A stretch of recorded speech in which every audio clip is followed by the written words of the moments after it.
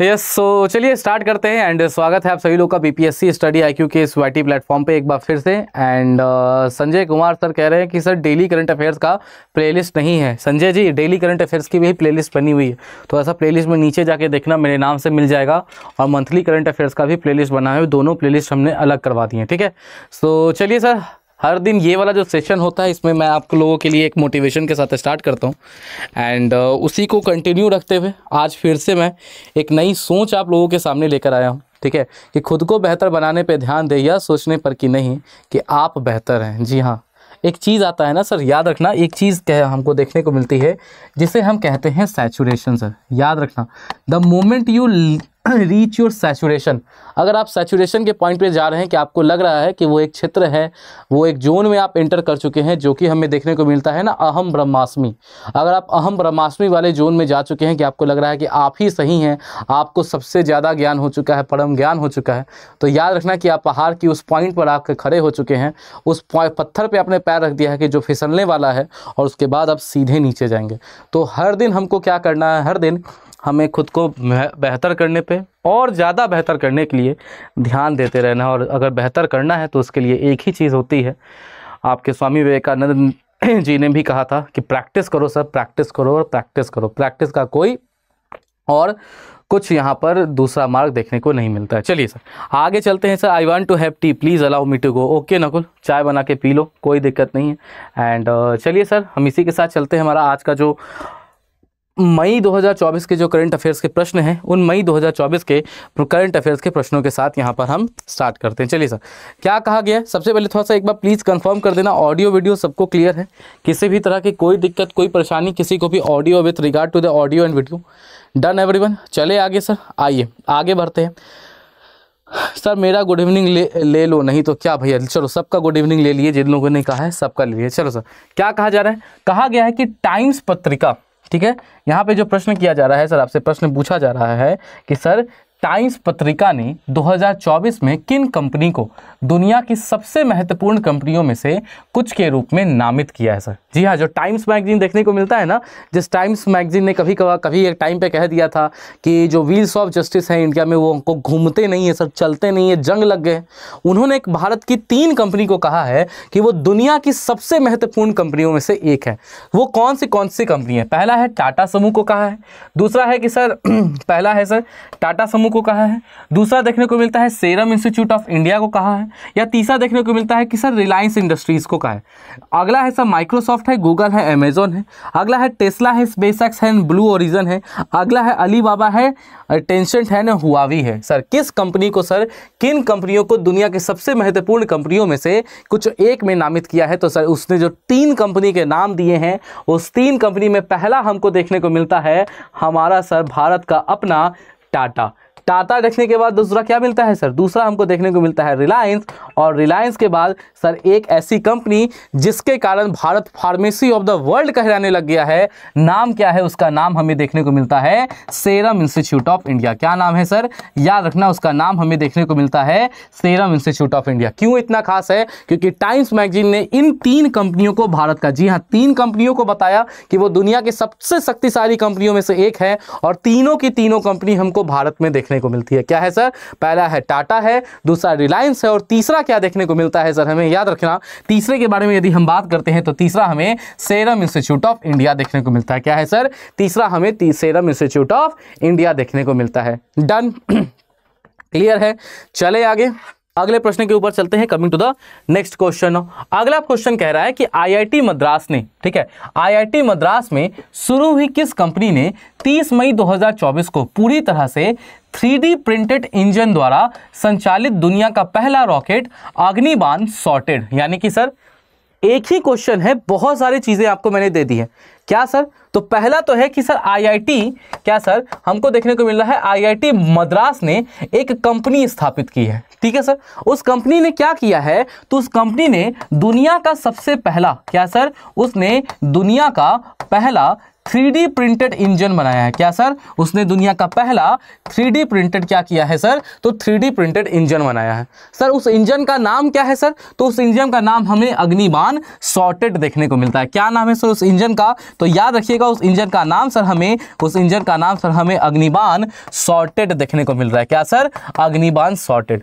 अब मुझे एक बात बताइए, जो IIT मद्रास की वो कंपनी है जिसने 3D प्रिंटेड इंजन बनाया है अग्निबाण सॉर्टेड, इस अग्निबाण सॉर्टेड को बनाने वाली कंपनी का नाम क्या है? स्पेस एक्स है, ब्लू ओरिजिन है सर, उसके बाद अग्निकूल है, या फिर सर हमको इसरो है। या सर इसरो है। तो याद रखना IIT मद्रास की वो कंपनी जिसने 3D प्रिंटेड यहां पर इंजन बनाया है जिसका नाम आपको अग्निबाण सॉर्टेड है, उस इंजन का बनाने वाली कंपनी का नाम क्या है सर? तो उस इंजन को बनाने वाली कंपनी का नाम हमें अग्निकूल देखने को मिलता है। क्या नाम है सर उस इंजन बनाने वाली कंपनी का? तो याद रखिएगा सर उस इंजन बनाने वाली कंपनी का नाम क्या है सर? यहाँ पे तो ध्यान रखना उस इंजन बनाने वाली कंपनी का नाम सर यहाँ पे अग्निकूल सॉर्टेड देखने को मिलता है। क्या नाम है सर? तो याद रखना अग्निकूल सॉर्टेड देखने को मिल रहा है, sorry Agnikul origin, Agnikul Cosmos देखने को मिल रहा है। क्या नाम है सर? तो याद रखना अग्निकूल कॉस्मोस यहाँ पर देखने को मिल रहा है। डन, क्लियर है? क्या है सर? विश्व का पहला 3D प्रिंटेड इंजन, नाम लिखना अग्निबाण सॉर्टेड। क्या नाम है सर उसका? उसका नाम हमें देखने को मिलता है सर अग्निबाण सॉर्टेड। देखो सर यही है वो इंजन सर, विश्व का सबसे पहला सर क्या है सर? तो विश्व का सबसे पहला 3D प्रिंटेड इंजन है सर। जी हाँ, याद रखना 3D प्रिंटेड इंजन है। तारीख देख लो कब का है सर? 30 मई 2024। खींच कर खोज कर निकाला हुआ करंट अफेयर है। आएगा कि नहीं आएगा सर? याद रखना आज के दिन का आपका पहला छपने वाला प्रश्न सर, पहला नहीं सर, ये दूसरा छपने वाला प्रश्न है, क्योंकि टाइम्स मैगजीन वाला भी जो प्रश्न है वो अति आवश्यक है, अति महत्वपूर्ण है। चलिए सर आगे बढ़ते हैं। Coming to the next question now sir. अगला है कि सर भारत द्वारा निर्मित प्रथम विकिरण विरोधी, जैसा किरण विरोधी हथियार का नाम क्या है sir? What is the name of first anti radiation weapon that is made by India? Bharat के द्वारा बनाया गया पहला एंटी रेडिएशन वेपन का जो नाम है सर, हथियार का नाम क्या है? ब्रह्मोस है सर, अग्नि 5 है सर, पृथ्वी है, या सर हमें रुद्रम देखने को मिलता है? यहाँ पृथ्वी है सर, या फिर पृथ्वी के साथ सर हमें रुद्रम देखने को मिलता है। क्या है नाम सर उसका? तो याद रखिएगा अगर हम बात करते हैं कि पहला भारत के द्वारा पहला बनाया गया एंटी रेडिएशन, याद रखना भारत का पहला एंटी रेडिएशन वेपन कौन है सर यहाँ पर? तो याद रखना अगर हम भारत के पहले एंटी रेडिएशन वेपन के बारे में नाम पूछते हैं तो उसका नाम क्या है सर? तो उसका नाम सर हमें रुद्रम देखने को मिलता है। लिखो कमेंट सेक्शन में, जैसे मैंने लिखा है ना एंटी रेडिएशन वेपन, ठीक है, यहाँ पे लिख लेना फर्स्ट, ठीक है सर, फर्स्ट लिख लेना सर। यहाँ पे पहला एंटी रेडिएशन वेपन कौन है? तो वो हमको कौन देखने को मिलता है? याद रखिएगा वो हमें सर रुद्रम देखने को मिलता है। कौन है सर? याद रखना वो हमें कौन देखने को मिलता है? वो हमें रुद्रम देखने को मिलता है। अब बात है कि सर रुद्रम को सर अभी क्यों पढ़ा रहे हो? अभी पढ़ाने के पीछे का कारण है, कारण ये है कि याद रखिएगा हमको देखने को मिलता है ना कि ओडिशा से सर हमको Su-30 फाइटर जेट से क्या है रुद्रम M2 मिसाइल, यानी कि रुद्रम का जो सेकंड वर्जन है ना सर, रुद्रम 2 को यहां पर सक्सेसफुली लॉन्चिंग किया गया है। कब? तो याद रखना वो हमको देखने को मिलता है मई 2024 के महीने में। जी हाँ, मई 2024 के महीने में रुद्रम 2 को क्या किया है? तो रुद्रम 2 को लॉन्च किया है। अब बेसिकली बात आती है कि सर रुद्रम 2 करता क्या है सर? तो याद रखना अगर रुद्रम के बारे में हम बात करते हैं तो रुद्रम इंडिया का पहला एंटी रेडिएशन वेपन होता है। क्या है सर? वो पहला एंटी रेडिएशन वेपन होता है। एंड इसके साथ बात क्या है ना सर, इसके साथ हमको देखने को मिलता है कि सर हमको नजर आता है Rudram is a part of a line that includes Rudram M1 which is mostly used for the suppression of enemy air defences, यानी कि जो एयर डिफेंस सिस्टम है ना दुश्मनों का, उसको तोड़ता है। बेसिकली क्या होता है, आपने एक मिसाइल को फायर किया तो रडार जो होता है ना, रडार कैच कर लेता है। यहां पे क्या है रुद्रम के साथ, अगर रडार कैच भी कर लिया ना तो ये अपने टारगेट को सर नहीं छोड़ेगा, उसको मार के ही आएगा सर। वो को रेडिएशन जो होते हैं ना उसमें बिना आए हुए उनको काट के टारगेट को हिट करने वाला मिसाइल भारत का कौन है? तो याद रखिए उसका नाम हमें देखने को मिलता है रुद्रम। क्या नाम है सर उसका मिसाइल का नाम? तो याद रखना उस मिसाइल का नाम सर हमें रुद्रम देखने को मिलता है। डन, क्लियर है? कोई दिक्कत, कोई परेशानी किसी को? चले आगे, आइए सर आगे चलते हैं। Coming to the next question sir. ChatGPT चलाया है सब लोगों ने? हाँ कि ना?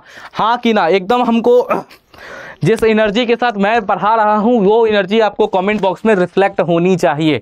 फिर से कह रहा हूं, जिस एनर्जी के साथ मैं पढ़ा रहा हूं वही एनर्जी सर आपको कमेंट बॉक्स में यहां पर रिफ्लेक्ट होनी चाहिए। क्या पूछा जा रहा है सर यहां पर?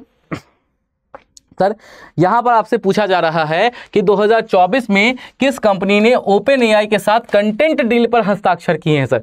जी हां सर, ओपन एआई जिसने आपको सर चैट जीपीटी बनाया है। क्या सर? ओपन एआई जिसने सर आपको चैट जीपीटी बनाया है, इस ओपन एआई कंपनी के साथ यहां पे वो कौन से ऐसा देश है सर, कौन सी ऐसी कंपनी है प्राइवेट जिसने आपको एग्जैक्टली क्या है तो न्यूज कंटेंट के लिए ना यहां पर इसके साथ डील किया है सर। माइक्रोसॉफ्ट ने किया है, न्यूज कॉर्प ने किया है, गूगल ने किया है, या फिर सर आपको अमेज़न ने किया है। तो याद रखना न्यूज कंटेंट के बारे में अगर हम बात करते हैं तो न्यूज कंटेंट के लिए सर चैट जीपीटी का, याद रखना न्यूज कंटेंट के लिए ओपन एआई का डील किसके साथ हुआ है? तो याद रखना न्यूज कंटेंट के लिए ओपन एआई का डील न्यूज कॉर्प के साथ हुआ है। किसके साथ हुआ है सर? तो याद रखना ये हमको देखने को मिलता है किसके साथ हुआ है, तो ओपन एआई ने किसके साथ डील किया है? तो याद रखिएगा ओपन एआई ने सर आपको न्यूज कॉर्प के साथ डील किया है। और ये जो न्यूज कॉर्प क्या है तो याद रखना ये आपको एक न्यूज एजेंसी है। क्या है सर? आपको एक न्यूज एजेंसी है जिससे चैट जीपीटी जो न्यूज रिलेटेड जो भी चीजें प्रदान करता है वहां पर उनके कंटेंट और उनके रिपोजिटरी को, अब जो क्या है sir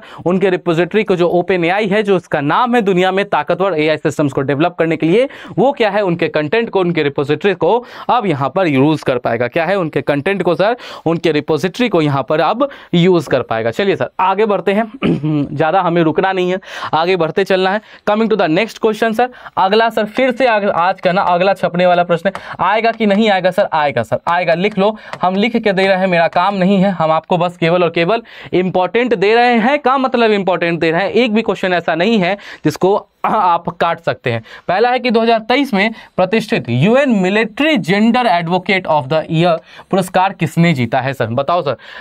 Who won the prestigious UN Military Gender Advocate of the Year Award in 2023? ठीक है, military gender of the year, ठीक है सर, पूछा जा रहा है military gender advocate of the year का अवार्ड 2023 में किसके मिला है सर? कैप्टन अनन्या सिंह को मिला है, राधिका सेन को मिला है, लेफ्टिनेंट प्रिया शर्मा को मिला है, या कर्नल नेहा मेहता को मिला है? कैप्टन अनन्या सिंह को मिला है, मेजर राधिका सेन को मिला है, लेफ्टिनेंट प्रिया शर्मा को मिला है, या फिर सर आपको कर्नल नेहा मेहता को मिला? जी हाँ, या फिर सर आपको यहाँ पर देखने को मिल रहा है कि सर कर्नल नेहा मेहता को मिला है। तो याद रखिएगा ये किसे मिला है सर? तो ये अवार्ड मिला है राधिका सेन को। किसको मिला है सर? याद रखना यहां पर हमें क्या देखने को मिलता है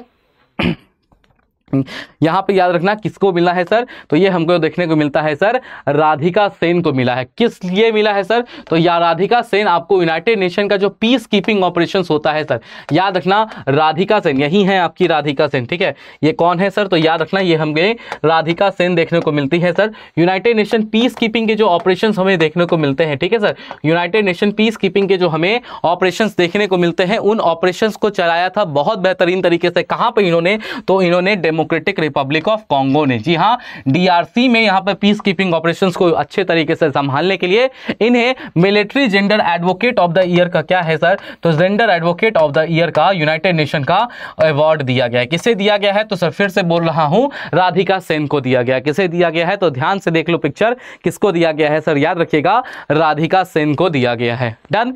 चलिए सर आगे बढ़ते हैं, coming to the next question now.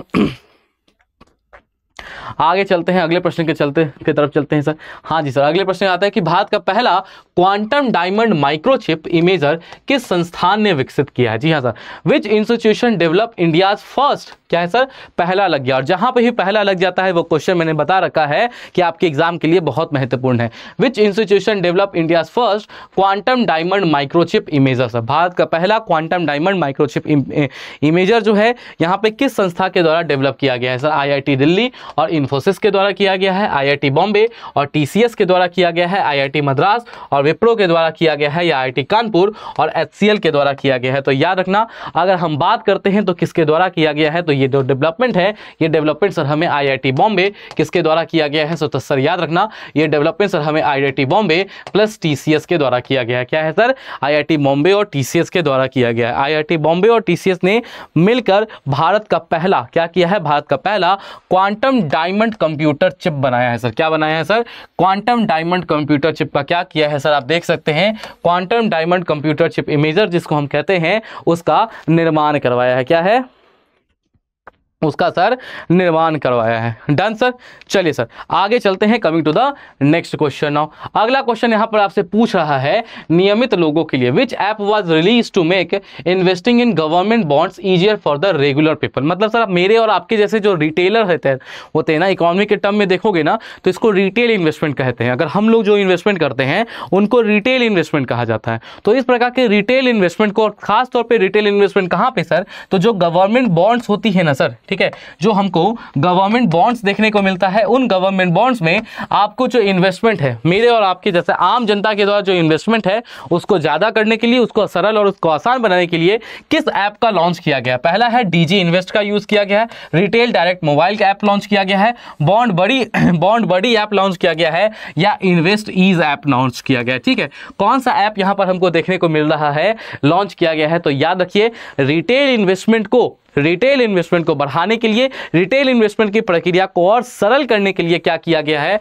यहां पे कौन सा ऐप लॉन्च किया है? तो सर ऐप लॉन्च किया गया है रिटेल डायरेक्ट मोबाइल। कौन सा ऐप लॉन्च किया गया है सर? याद रखना वो ऐप हमको देखने को मिलता है retail direct mobile app launch किया गया है। कौन सा लॉन्च किया गया है सर? तो याद रखिएगा वो हमें देखने को मिलता है रिटेल डायरेक्ट मोबाइल ऐप। क्या है? तो रिटेल डायरेक्ट मोबाइल ऐप यहां पर आपको लॉन्च किया गया है। आज का सर इसी प्रश्न से संबंधित दूसरा प्रश्न, वो आपसे ये पूछ सकता है कि ये जो प्रश्न है, सॉरी, वो ये आपसे ये पूछ सकता है कि ये जो चीज है ये किसके द्वारा लॉन्च की गई है। जी हाँ, ये जो चीज है ये किसके द्वारा लॉन्च की गई है? तो याद रखना ये लॉन्च किसके द्वारा किया गया है? ध्यान रखिएगा आरबीआई के द्वारा लॉन्च किया गया है। किसके द्वारा लॉन्च किया गया है ये ऐप?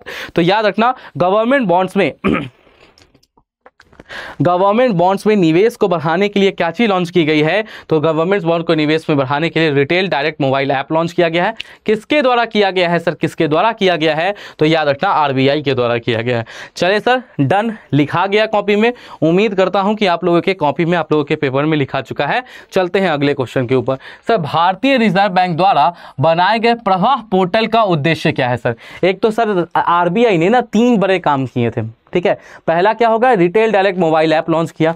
दूसरा उन्होंने जारी क्या कर दिया? दूसरा उन्होंने लॉन्च किया प्रवाह पोर्टल। क्या लॉन्च किया सर? दूसरा हमको देखने को मिलता है कि उन्होंने जारी किया आपको प्रवाह पोर्टल। बोला जा रहा है कि इस प्रवाह पोर्टल का उद्देश्य क्या है? To enhance financial literacy among citizen, to facilitate online application for various regulatory licenses, to provide a platform for online banking services, to offer investment advice to business and individual. Sir Pravaah portal किस चीज के लिए launch किया गया है? नागरिकों के बीच वित्तीय साक्षरता को बढ़ाने के लिए सर, विभिन्न नियामक लाइसेंसों के लिए ऑनलाइन आवेदन की सुविधा प्रदान करने के लिए सर, ऑनलाइन बैंकिंग सेवाओं के लिए एक मंच प्रदान करने के लिए, या व्यवसायों और व्यक्तियों के लिए जो निवेश है उस निवेश को सर सलाह देने के लिए, उस निवेशों को बढ़ाने के लिए। किस चीज के लिए लॉन्च किया है यहां पर? तो याद रखना जो हमको रेगुलेटरी लाइसेंसेस लेने होते हैं ना सर, अगर आपको कोई कंपनीज वगैरह खोलने हैं तो जो भी रेगुलेटरी लाइसेंसेस लेने होते हैं सर, वहां पे थोड़ी सी दिक्कत आती है, वहां पे परेशानी आती है सर। तो उसी परेशानी को समाप्त करने के लिए, उसी परेशानी को अंत करने के लिए क्या किया गया है? तो याद रखना उसी परेशानी को अंत करने के लिए यहां पर जो आपका प्रवाह पोर्टल है, उस प्रवाह पोर्टल को लॉन्च किया गया। क्या है? उसी परेशानी को अंत, उसी परेशानी को समाप्त करने के लिए यहां पर क्या किया गया है? तो सर उसी परेशानी को समाप्त करने के लिए जो प्रवाह पोर्टल है, याद रखना उसी परेशानी को समाप्त करने के लिए प्रवाह पोर्टल यहां पर लॉन्च किया गया है। किसके द्वारा लॉन्च किया गया है? तो फिर से रिपीट कर देता हूं, आरबीआई के द्वारा लॉन्च किया गया है। किसके द्वारा किया गया है सर? तो आरबीआई के द्वारा क्या है? तो लॉन्च किया गया। चलिए सर आगे चलते हैं सर, अगले क्वेश्चन के ऊपर चलते हैं। मैंने कहा था ना कि एक और चीज है जो कि आरबीआई ने लॉन्च की। लिखो पहला चीज क्या लॉन्च किया? तो पहला चीज लॉन्च किया आरबीआई ने आपको retail direct mobile app, retail investment के लिए, रेगुलेटरी लाइसेंसेस के लिए क्या सर? तो प्रवाह पोर्टल। अब एक और चीज लॉन्च कर दिया आरबीआई ने, जो तीसरा चीज है वो हमको देखने को मिलता है फिनटेक रिपोजिटरी। क्या सर? जो अगला चीज यहां पे आरबीआई ने लॉन्च किया वो हमें क्या देखने को मिलता है? वो हमको देखने को मिलता है सर फिनटेक रिपोजिटरी। अब बात आती है कि सर ये फिनटेक रिपोजिटरी लॉन्च करने का पर्पस क्या है? पहला है कि भारतीय फिनटेक कंपनियों के बारे में जानकारी के संपूर्ण डेटाबेस के रूप में कार्य करने के लिए, फिनटेक स्टार्टअप में निवेश के अवसर को बढ़ाने के लिए सर, भारतीय नागरिकों को वित्तीय सेवाएं प्रदान करने के लिए, या ऑनलाइन बैंकिंग लेन देन की सुविधा को और सरल और बेहतर बनाने के लिए। किस चीज के लिए सर फिनटेक रिपोजिटरी किस चीज के लिए लॉन्च की गई है? तो याद रखना जब कभी भी वर्ड आता है ना रिपोजिटरी, तो रिपोजिटरी हमको दर्शाता है किस चीज को? तो सर रिपोजिटरी हमको दर्शाता है डेटाबेस को। किस चीज को दर्शाता है? रिपोजिटरी हमें दर्शाता है डेटाबेस को। कुछ दिनों पहले मैंने बोला था कि सर AI बैंक लॉन्च हुआ है, वो भी क्या था, रिपोजिटरी था। सर पूरे डेटा का सर एक कलेक्शन है जहां से आप AI असिस्टेंट्स बनाने के लिए कोई भी डेटा को निकाल सकते हैं। वैसे ही यहाँ पे कितना है सर, भारत के जितने फिनटेक स्टार्टअप्स हैं ना सर, भारत में जो भी हमको फिनटेक स्टार्टअप वर्क कर रहे हैं उन सारे के सारे फिनटेक स्टार्टअप का क्या है, डेटाबेस है, कंप्लीट इंफॉर्मेशन है हमारे फिनटेक कंपनीज की। कौन सा कंपनी है सर, किस क्षेत्र में आपको सर कौन सा फिनटेक है वो अच्छा कर रहा है, कौन सा खराब कर रहा है, कौन सा सेक्टर स्ट्रगलिंग है सर, कहां पर स्कोप है, एक एक चीज क्या है। तो सर यहां पर एक एक चीज आपको फिनटेक रिपोजिटरी बता कर देता है। तो सर याद रखिएगा, RBI ने 3 चीजें मई के महीने में लॉन्च की। पहला लिखो, सारे ऐप्स के नाम लिखो। पहला कौन सा लॉन्च किया, रिटेल डायरेक्ट मोबाइल ऐप, दूसरा प्रवाह पोर्टल, तीसरा फिनटेक रिपोजिटरी। ये 3 चीजें किसने लॉन्च की, तो यहां पर RBI ने यहां पर लॉन्च किया है। क्लियर है सर। AI बैंक का नाम क्या है सर, AI बैंक का नाम ही है AI डेटा बैंक, ठीक है, उसका नाम ही है AI डेटा बैंक, ठीक है सर। चले आगे, चलिए सर आगे बढ़ते हैं। Coming to the next question sir, अगले प्रश्न के तरफ चलते हैं। देख सकते हैं आप sir, the fintech repository is mean to be a complete database of information about Indian fintech company. Goal is to help people understand the regulator field that is changing quickly by providing important data that can be used for regulatory reasons. Repository will help policy maker about the smart, मतलब जो भी चीजें हैं ना वो सारी की सारी यहाँ पर चीजें आपको मिल जाएगी। चलिए सर इसी के साथ हम चलते हैं आपको आज का अगले क्वेश्चन की तरफ। सर आ जाइए सर अगला क्वेश्चन, एंड एक बार फिर से आज के डेट का बहुत ज़्यादा महत्वपूर्ण क्वेश्चन सर, बहुत भयानक चीज़ हुआ है। अगर मैं आपको कहता हूं कि सर यहाँ पे ना सर मरकरी जल रहा है, एक इधर जल रहा है एक इधर जल रहा है सर, ऊपर में लाइट जल रहे हैं, वोल्टेज कितना है सर, तो वोल्टेज के लिए क्या करते हैं, मानो कि ये चीज़ है, मैंने ऐसे देखा कि सर वोल्टेज कितना है। अब एक ऐसा चीज़ यहाँ पे निर्माण हो गया है जहाँ पे आपको टच करने की जरूरत नहीं है और आप वोल्टेज को मेजर कर लेंगे। देखो सर, किस संस्था ने एक नए उपकरण के लिए पेटेंट प्राप्त करके विद्युत माप प्रौद्योगिकी में महत्वपूर्ण प्रगति की है जो वोल्टेज को छुए बिना मापता है सर। ऐसा सर डेवलपमेंट किसने किया है जहां पर आपको छूने की आवश्यकता नहीं है और बिना छुए ही आप देख सकते हैं कि वोल्टेज जो है वो वोल्टेज अभी कितना है। सर किसके द्वारा ये डेवलप किया गया, पहला IIT दिल्ली और NIT त्रिची के द्वारा किया गया है सर, IIT बॉम्बे और अन्ना यूनिवर्सिटी के द्वारा हुआ है सर, IIT मद्रास और कॉलेज ऑफ इंजीनियरिंग त्रिवंतपुरम के द्वारा हुआ है, या IIT कानपुर और IIM बैंगलोर के द्वारा किया गया है सर। तो याद रखना किस यहाँ पे किस संस्था ने पेटेंट प्राप्त किया है एक ऐसे उपकरण को बनाने के लिए जहां पर आपको वोल्टेज नापने के लिए फिजिकल टच करने की आवश्यकता नहीं है। तो वो हमको देखने को मिलता है, एक तरफ सर आपको IIT मद्रास बनता है, कौन है सर, तो याद रखना सर एक तरफ हमें IIT मद्रास देखने को मिलता है और दूसरी तरफ क्या है, दूसरी तरफ सर हमें कॉलेज ऑफ इंजीनियरिंग, दूसरी तरफ क्या है, तो याद रखना दूसरी तरफ सर हमें college of engineering, what sir, तो दूसरी तरफ सर हमें कॉलेज ऑफ इंजीनियरिंग त्रिवंतपुरम देखने को मिलता है। क्या sir, college of engineering Thiruvananthapuram देखने को मिलता है। डन, क्लियर, कोई दिक्कत कोई परेशानी। ऐसा संयंत्र है जहां पर आपको वोल्टेज के लिए टच करने की भी जरूरत नहीं है। किसने किया, लिखिए तब याद होगा, कमेंट सेक्शन में लिखोगे तब याद होगा कौन है। एक तरफ सर हमें IIT मद्रास देखने को मिलता है और दूसरी तरफ कौन है, कॉलेज ऑफ इंजीनियरिंग त्रिवंतपुरम, ठीक है। डन, चले आगे सर, आइए आगे चलते हैं अगले प्रश्न की तरफ।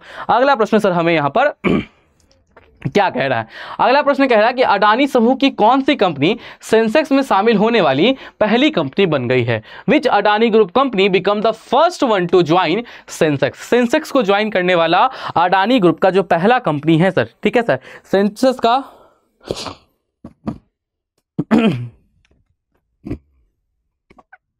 सेंसेक्स को ज्वाइन करने वाला अडानी ग्रुप का जो पहला कंपनी है वो कंपनी हमें कौन देखने को मिला है सर। पहला है सर अडानी पावर जुड़ा है, दूसरा है अडानी ग्रीन एनर्जी जुड़ा है, तीसरा है अडानी पोर्ट जुड़ा है, या अडानी एंटरप्राइजेज जुड़ा है। तो सर याद रखिएगा एक ही तो है सर जो कि बहुत ज़्यादा नामी था सर, लोगों ने इन्वेस्ट किया है, जमकर इन्वेस्ट किया है, कौन है सर, वो हमें देखने को मिलता है अडानी पोर्ट्स। तो सेंसेक्स में जाने वाला पहला अडानी ग्रुप का कंपनी कौन है, तो वो कौन हमें देखने को मिलता है, याद रखिएगा वो हमें देखने को मिलता है सर अडानी पोर्ट्स। कौन है सर, याद रखिएगा वो हमें देखने को मिलता, कौन है सर, वो हमको देखने को मिलता है, किसने ज्वाइन किया है, तो वो हमको देखने को मिलता है अडानी पोर्ट्स है सर। हाँ जी सर, बहुत बेहतरीन क्वेश्चन, एग्जाम में छपेगा कि नहीं छपेगा सर, एकदम छपेगा, छपने वाला प्रश्न है, एकदम छपेगा। भैया पूछ रहा है कि कौन से नाटो देश ने ड्रोन दीवार बनाने की योजना बना रहे हैं सर। हाँ जी सर, नाटो को सर, नाटो के कुछ सदस्य हैं, ठीक है। और वो क्या कर रहे हैं, एक ड्रोन दीवार का कॉन्सेप्ट चल रहा है जहां पे कुछ एक राज्य आपस में मिलकर ड्रोन वॉल क्रिएट करना चाह रहे हैं। क्या है सर, कुछ एक राज्य नाटो के कंट्रीज के हैं जो आपको यहां पर ड्रोन वॉल क्रिएट करने का प्रयास कर रहे हैं। पूछा यह जा रहा है कि सर ये जो ड्रोन वॉल क्रिएट करने का प्रयास कर रहे हैं ये किन के द्वारा। पहला है Germany, France, Italy, Spain, Portugal, Greece. Sir Finland है, नॉर्वे है, पोलैंड है, इस्टोनिया है, लटाविया है, लिथुनिया है, यूनाइटेड स्टेट्स है, कनाडा है, यूनाइटेड किंगडम है, ऑस्ट्रेलिया है, न्यूजीलैंड है, जापान है, टर्की है, ग्रीस है, बुल्गारिया है, रोमानिया है, हंगरी है, क्या है सर, तो स्लोवाकिया है। ये कौन कौन से देश हैं यहाँ पे, तो टोटल याद रखना 6 राज्य हैं सर, 6 राज्य हैं और 6 हमको बॉर्डर स्टेट्स देखने को मिलते हैं। क्या है सर, 6 बॉर्डर स्टेट्स देखने को मिलते हैं। ये क्या कर रहे हैं, तो ये यहाँ पर ज्वाइन कर रहे हैं सर। कौन कौन ज्वाइन कर रहे हैं सर, कहाँ पे, तो देखो कौन कौन है सर। पहले नंबर पे सर फिनलैंड, ठीक है, लिखते जाना, पहले नंबर पे फिनलैंड, दूसरे नंबर पे कौन सर, तो दूसरे नंबर पे नॉर्वे, तीसरे नंबर पे कौन सर, तो तीसरे नंबर पे पोलैंड, चौथे नंबर पे कौन, तो चौथे नंबर पे आता है सर आपको इस्टोनिया, पांचवें नंबर पे कौन सर, तो पांचवें नंबर पे आता है लटाविया, और लटाविया के साथ ही आ जाता है आपको लिथुनिया। लिखो सारा का सारा, Finland, Norway, Poland, Finland FNP, क्या है sir, Finland, Norway, Poland, Latvia, Lithuania, Estonia. इसको एक साथ याद रखो, लटाविया, लिथुनिया, इस्टोनिया, ऊपर में फिनलैंड, फिनलैंड के साथ नॉर्वे, नॉर्वे के साथ पोलैंड। ये तीनों मिलकर, ये 6 राज्य मिलकर क्या कर रहे हैं सर, तो याद रखना बहुत इंपॉर्टेंट है, सीधे उठ के क्वेश्चन में आ जाएगा। ये 6 राज्य मिलकर क्या कर रहे हैं, तो ये 6 राज्य मिलकर आपको ड्रोन वॉल का निर्माण कर रहे हैं। क्या कर रहे हैं, नाटो में ये 6 राज्य मिलकर ड्रोन वॉल का यहां पर निर्माण कर रहे हैं। सर ड्रोन वॉल क्या है सर, यहाँ पर ड्रोन वॉल एक ड्रोन डिफेंस सिस्टम है जो कि हमको दिखा रहा है रशिया से। क्या है सर, ये लोग आपस में मिलकर, ये 6 लोग क्यूमुलेटिव एफर्ट करके एक ड्रोन डिफेंस सिस्टम बना रहे हैं जहाँ पे ड्रोन के हमला अगर होता है तो वहाँ पे ये क्या है, वहाँ पे उसको अटैक कर सके, काट सके। क्यों, क्योंकि रशिया और यूक्रेन के बीच जो युद्ध चल रहा है उससे जो बॉर्डर स्टेट्स हैं वो हमको काफ़ी ज़्यादा यहाँ पर प्रभावित होते हुए नजर आ रहे हैं। देख सकते हैं आपको सर, यहाँ फिनलैंड है, यहाँ लटाविया है, लिथुनिया है सर, यहाँ स्वीडन है, यहाँ नॉर्वे है सर, ठीक है सर। ये सारे कंट्रीज आपस में क्या है, तो ये सारे कंट्रीज आपस में मिलकर एक ड्रोन वॉल का निर्माण कर रहे हैं। क्या है, एक ड्रोन वॉल का निर्माण कर रहे हैं। सर मालूम है एक बहुत बड़ा डेवलपमेंट और हो गया है। क्या हुआ है कि सर जिम्बाब्वे ने ना अपनी अर्थव्यवस्था को सुधारने के लिए अपनी एक नई करेंसी लॉन्च कर दी है, ठीक है सर। यस, जिम्बाब्वे ने क्या किया है सर, जिम्बाब्वे ने अपना अर्थव्यवस्था को सुधारने के लिए एक नई करेंसी लॉन्च कर दी है अपनी। तो उस जिम्बाब्वे की करेंसी का नाम क्या है सर, उस जिम्बाब्वे का करेंसी का नाम जिम्बाब्वे सिल्वर है सर, उसका नाम जिम्बाब्वे गोल्ड है सर, जिम्बाब्वे प्लैटिनम है या जिम्बाब्वे डायमंड है सर। तो याद रखना जिम्बाब्वे की जो सर नई करेंसी है सर, ठीक है सर, याद रखना सर जिम्बाब्वे की सर, ठीक है सर। अब बहुत लोग बच्चा में बोलते हैं जिम्बाब्वे नहीं जिम्बाब्वे, ठीक है। तो जिम्बाब्वे की जो सर करेंसी है वो कौन सी करेंसी है, तो वो करेंसी हमको ZIG देखने को मिलती है। कौन है सर, ZIG यानी कि जिम्बाब्वे गोल्ड है। क्या सर, वो कौन सी करेंसी यहाँ पे लॉन्च की गई है जिम्बाब्वे के द्वारा, तो याद रखिएगा जो जिम्बाब्वे के द्वारा यहाँ पे करेंसी लॉन्च की गई है उसका नाम क्या है सर, उसका नाम सर हमें जिम्बाब्वे गोल्ड देखने को मिलता है। क्या नाम है सर उस करेंसी का, तो याद रखना उस करेंसी का नाम क्या है सर, उस करेंसी का नाम सर हमें जिम्बाब्वे गोल्ड देखने को मिलता है। Done, clear. चलिए सर आगे चलते हैं अगले प्रश्न के ऊपर। अगला प्रश्न क्या कह रहा है सर, अगला प्रश्न कह रहा है कि 2024 में कांस फिल्म फेस्टिवल में सर्वश्रेष्ठ अभिनेत्री का पुरस्कार किसने जीता है सर। वाह, बहुत बेहतरीन क्वेश्चन, एग्जाम में आता है सर, इस प्रकार के क्वेश्चन पेपर में निश्चित तौर पर आते हैं। पूछा जा रहा है कि 2024 में कांस फिल्म फेस्टिवल में सर्वश्रेष्ठ अभिनेत्री का जो पुरस्कार है सर, ये सर्वश्रेष्ठ अभिनेत्री का पुरस्कार यहाँ पर किसने जीता है सर। पहला है अनुसुईया सेन गुप्ता ने जीता है सर, प्रियंका चोपड़ा ने जीता है सर, दीपिका पादुकोण ने जीता है या ऐश्वर्या राय ने जीता है सर। दीपिका पादुकोण ने जीता है सर या ऐश्वर्या राय ने जीता है, तो याद रखना किसने जीता है सर, किसने जीता है, गड़बड़ा गए सबके सब गड़बड़ा गए। कौन जीता है सर, तो याद रखना अनुसुईया सेन गुप्ता ने जीता है। किसने जीता है सर, यहाँ पर याद रखना कांस में सर सर्वश्रेष्ठ अभिनेत्री का जो अवार्ड है, ये अभिनेत्री का अवार्ड किसने जीता है, तो ध्यान रखिएगा इस अभिनेत्री का जो अवार्ड है यह सर सर्वश्रेष्ठ अभिनेत्री का अवार्ड यहाँ पर अनुसुईया सेन गुप्ता ने जीता है। किन्होंने जीता है सर? ये हमको देखने को मिलता है कि सर अनुसुईया सेन गुप्ता ने जीता है। कौन है अनुसुईया सेन गुप्ता?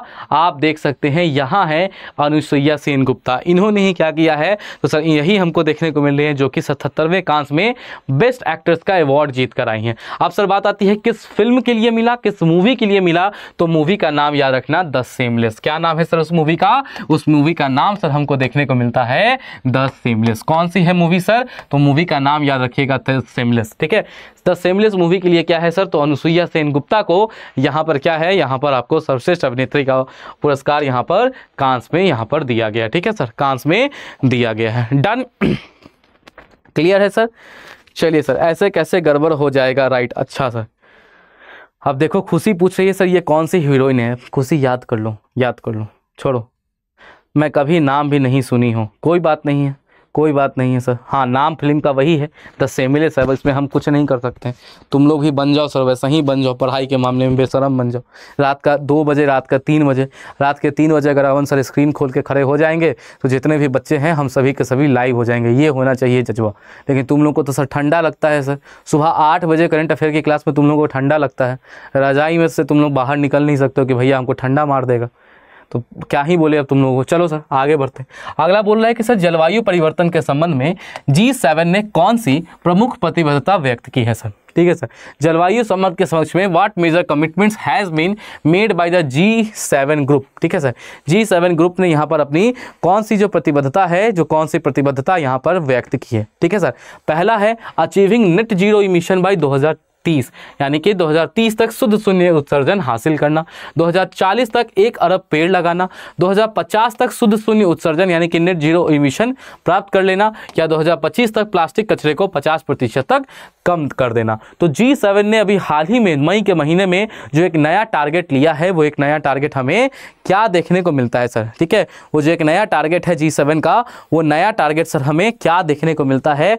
याद रखना, अगर उस टारगेट के बारे में हम बात करते हैं, ठीक है सर, यदि हम उस टारगेट के बारे में बात करते हैं तो G7 ग्रुप ने टारगेट लिया है कि 2050 तक, क्या सर, वर्ष 2050 तक हम क्या करेंगे? तो सर याद रखना, वर्ष 2050 तक हम नेट जीरो इमिशन प्राप्त कर लेंगे। क्या करेंगे सर? तो 2050 तक हमको देखने को मिलता है कि सर हम नेट जीरो इमिशन यहाँ पर क्या है, तो 2050 तक सर हम आपको जो नेट जीरो इमिशन है उस नेट जीरो इमिशन को प्राप्त कर लेंगे। अब एक मेजर क्वेश्चन डेवलप होता है कि सर ये जो नेट जीरो इमिशन है, ठीक है, ये जो सर हमारा नेट जीरो इमिशन है, ये नेट जीरो इमिशन क्या कहता है सर?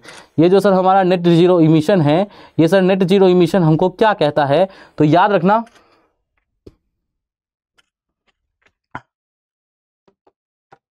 नेट जीरो इमिशन कहता है कि जितना हमने उत्सर्जन किया उतना ही हमने क्या किया? सेक्वेस्ट्रेशन कर दिया, यानी कि एटमॉस्फेयर से हटा दिया। तो हमारा जो नेट रिजल्ट है ना, ये नेट रिजल्ट सर आपको 0 आ गया सर। आगे चलिए सर, अगले चलते हैं सर। द्विपक्षीय तनाव के बीच कौन सा देश भारत की रुपे सेवा शुरू करने के लिए तैयार हो गया है? सर पढ़ाए थे ना कि मॉरिशस तैयार हुआ था सर, बेसिकली कहाँ पे सर? तो फरवरी मार्च के महीने में सर पढ़ाए थे सर। श्रीलंका में आपको UPI यूज होने लग गया था सर। फ्रांस में हमको UPI यूज होने लग गया था सर। पढ़ाए थे सर, मॉरिशस में यूज होने लग गया था सर। रुपे कार्ड को भी एक्सेप्ट कर लिया है एक और कंट्री ने।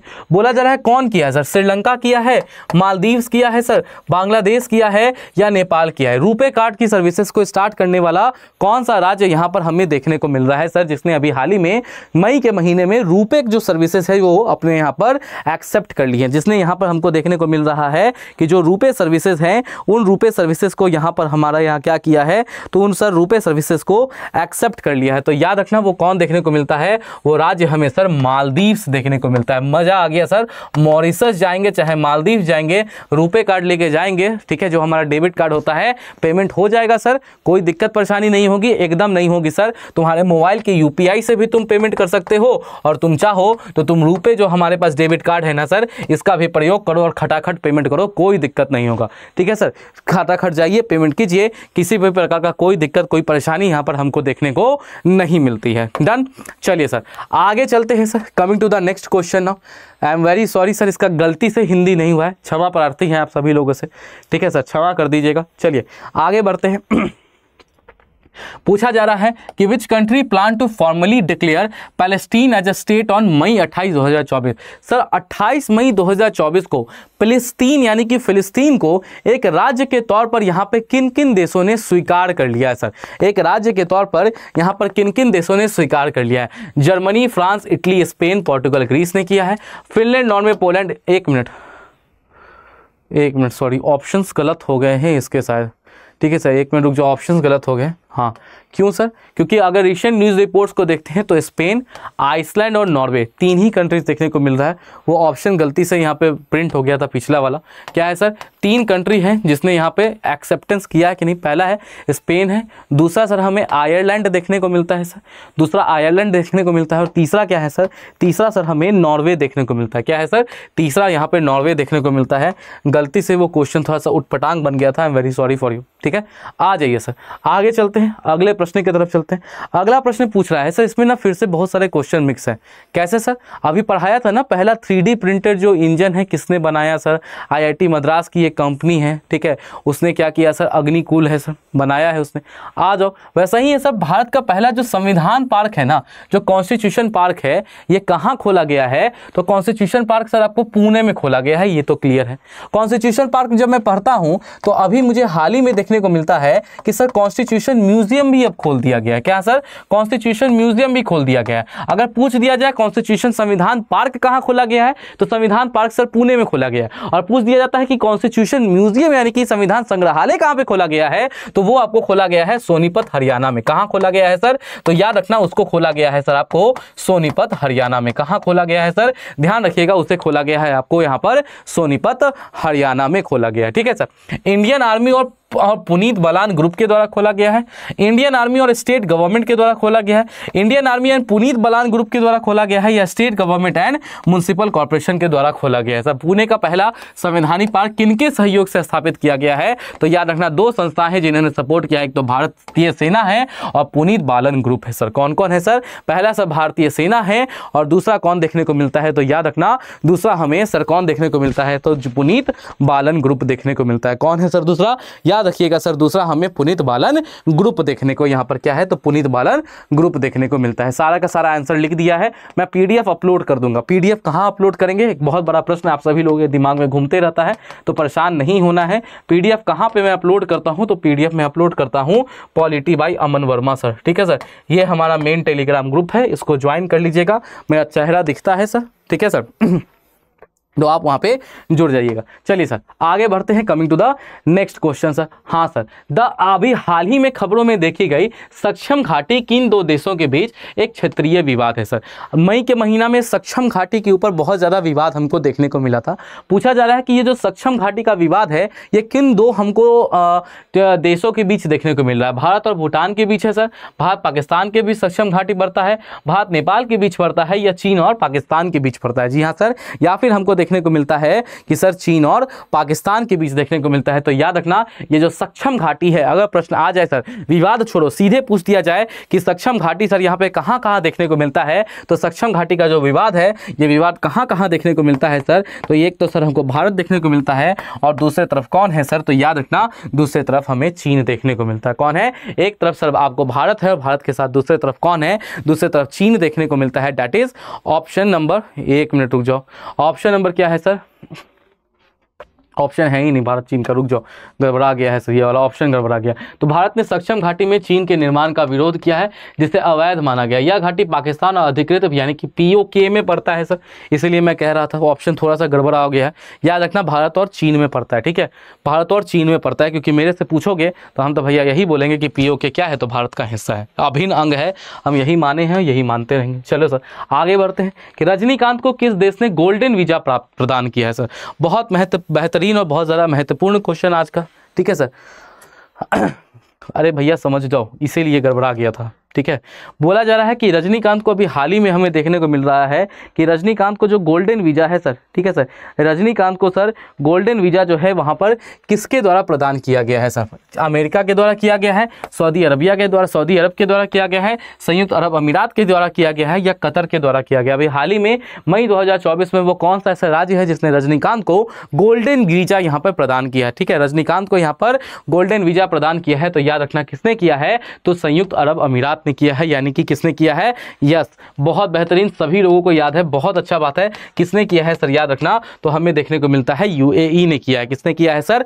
याद रखिएगा, हमको देखने को मिलता है कि यूएई ने क्या किया है, तो सर यूएई ने किया है। चलिए सर, आप देख सकते हैं भारत के सिनेमा के सुपरस्टार रजनीकांत को हाल ही में संयुक्त अरब अमीरात ने गोल्डन वीजा प्रदान किया है। यह वीजा यूएई सरकार की एक विशेष पहल है जो विशिष्ट क्षेत्रों में उत्कृष्टता प्राप्त व्यक्तियों को ही दी जाती है। क्या है? उत्कृष्टता प्राप्त व्यक्तियों को ही दी जाती है। अब अंदर जाने की आवश्यकता नहीं है सर, मन करे तो पढ़ लेना, मैंने लिख दिया है। चलते हैं हम आपको आज के अगले प्रश्न की तरफ। अगला प्रश्न क्या कह रहा है सर? अगला प्रश्न कह रहा है कि आईआईटी दिल्ली का पहला इंटरनेशनल कैंपस कहां खोला गया है सर? आईआईटी दिल्ली का पहला अंतर्राष्ट्रीय परिसर किस देश में स्थापित किया गया है सर? अमेरिका में किया गया है, सऊदी अरब में किया गया है, संयुक्त अरब अमीरात में किया गया है, या फिर आपको सर ऑस्ट्रेलिया में किया गया? आईआईटी दिल्ली का जो पहला विदेशी कैंपस है, ये विदेशी कैंपस सर आपको कहां खोला गया है सर? अमेरिका में खोला गया है, सऊदी अरबिया में खोला गया है, यूएई में खोला गया है, या फिर सर आपको ऑस्ट्रेलिया में खोला गया है? तो याद रखना, ये आपको कहां खोला गया है? तो सर ये भी आपको यूएई में खोला गया है। और यूएई में कहां पे? तो सर लिख देना, अबू धाबी में खोला गया। कहां सर? यूएई में कहां खोला गया है सर? याद रखिएगा, अबू धाबी में खोला गया। विश्व का पहला एयर टैक्सी भी कहां है? तो यही यूएई में, अबू धाबी में आ रहा है। विश्व का पहला एयरपोर्ट टर्मिनल कहां बन रहा है? सबसे बड़ा एयरपोर्ट टर्मिनल कहां बन रहा है? तो ये भी हमको देखने को मिलता है सर यूएई में ही बन रहा है। कहां सर बन रहा है? ये भी हमको देखने को मिलता है सर आपको यूएई में ही, क्या है? तो यूएई में ही सर आपको बन रहा है। चलिए सर आगे बढ़ते हैं सर, देख सकते हैं सारा का सारा लिख दिया। आईआईटी दिल्ली ने 2024-25 के शैक्षणिक सत्र में अबू धाबी में अपना पहला अंतर्राष्ट्रीय परिसर शुरू किया है। यह भारतीय प्रौद्योगिकी संस्थान की वैश्विक उपस्थिति को बढ़ावा देने में बड़ा कदम हमको देखने को मिलता है। ठीक है, आइए सर। हाँ जी सर, बहुत बेहतरीन है सर।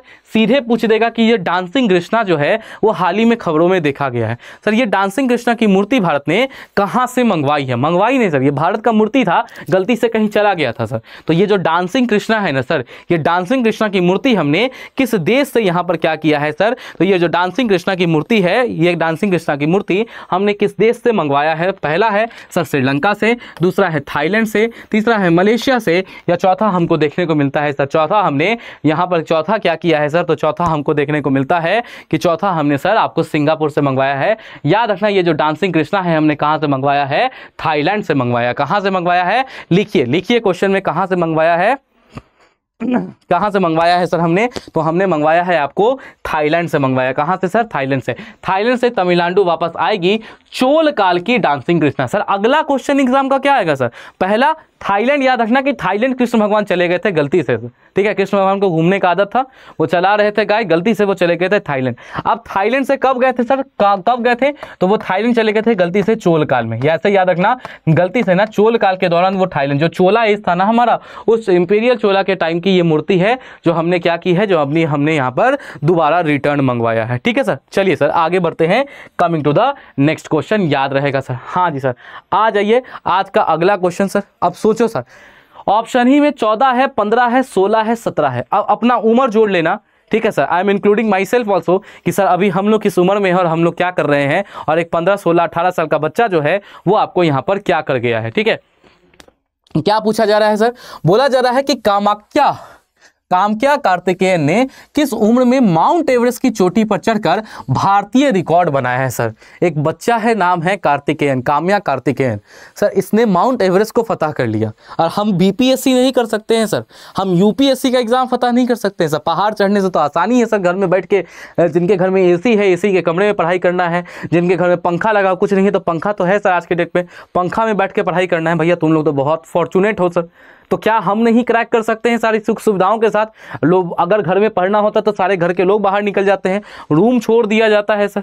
ठीक है सर, आपको छोड़ दिया जाए कि आप घर का कोई काम नहीं करें और हल्का फुल्का काम करते हुए तो फिर भी आपको घर का सपोर्ट है तब आप पढ़ रहे हैं सर। वहां पे तो सर एटमॉस्फेयर तो किसी का सगा नहीं है ना सर, क्लाइमेट तो सगा नहीं है। तो बात आती है कि सर इसने माउंट एवरेस्ट को कब फतह किया सर, तो याद रखना अगर हम काम्या कार्तिकेयन के बारे में बात करते हैं कि काम्या कार्तिकेयन ने माउंट एवरेस्ट को सर कब फतह किया, तो याद रखना मात्र 16 साल की आयु में। जी हाँ सर, मात्र 16 साल की आयु में। और लोग बोलते हैं कि लड़कियों में दम नहीं होता है सर, यह विश्व की सबसे क्या है सर, याद रखना ये सबसे यंगेस्ट इंडियन बनी है और सेकंड यंगेस्ट गर्ल बनी है पूरे विश्व की सबसे कम उम्र की दूसरी लड़की बनी है जिसने माउंट एवरेस्ट को फतह किया और केवल कितने वर्ष में सर, 16 वर्ष में। सोच लो सर, याद रखना घर में आप फिर भी है ना सर, हल्का फुल्का काम पड़ता है तो आपके घर वाले लोग आपके सगे हैं, वातावरण किसी का सगा नहीं होता है। और वहां पे सर कठिन परिस्थितियों को हराया सर, भारत की पहली और विश्व की दूसरी बन गई है यहाँ पे। चलिए सर आगे बढ़ते हैं,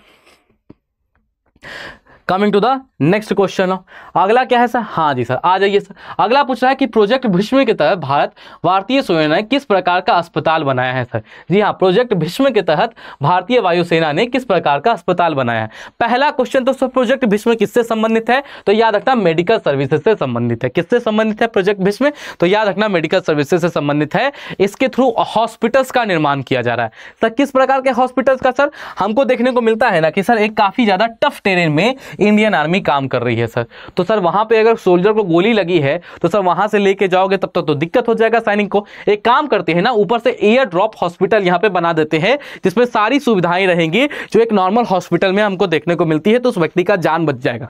जी हां सर, तो याद रखना प्रोजेक्ट भीष्म की तरह कौन है सर, तो प्रोजेक्ट भीष्म की तरह क्या बनता है सर, तो एयर ड्रॉप हॉस्पिटल बनता है। क्या बनता है प्रोजेक्ट भीष्म के थ्रू, तो याद रखिएगा प्रोजेक्ट भीष्म के थ्रू हमें देखने को मिलता है कि सर प्रोजेक्ट भीष्म के थ्रू आपको जो एयर ड्रॉप हॉस्पिटल है सर, उस एयर ड्रॉप हॉस्पिटल का निर्माण कराया जाता है। That is option number C. क्या होगा सर, ऑप्शन नंबर सी हमारे इस प्रश्न का राइट आंसर हो जाएगा। क्या होगा सर, ऑप्शन नंबर सी।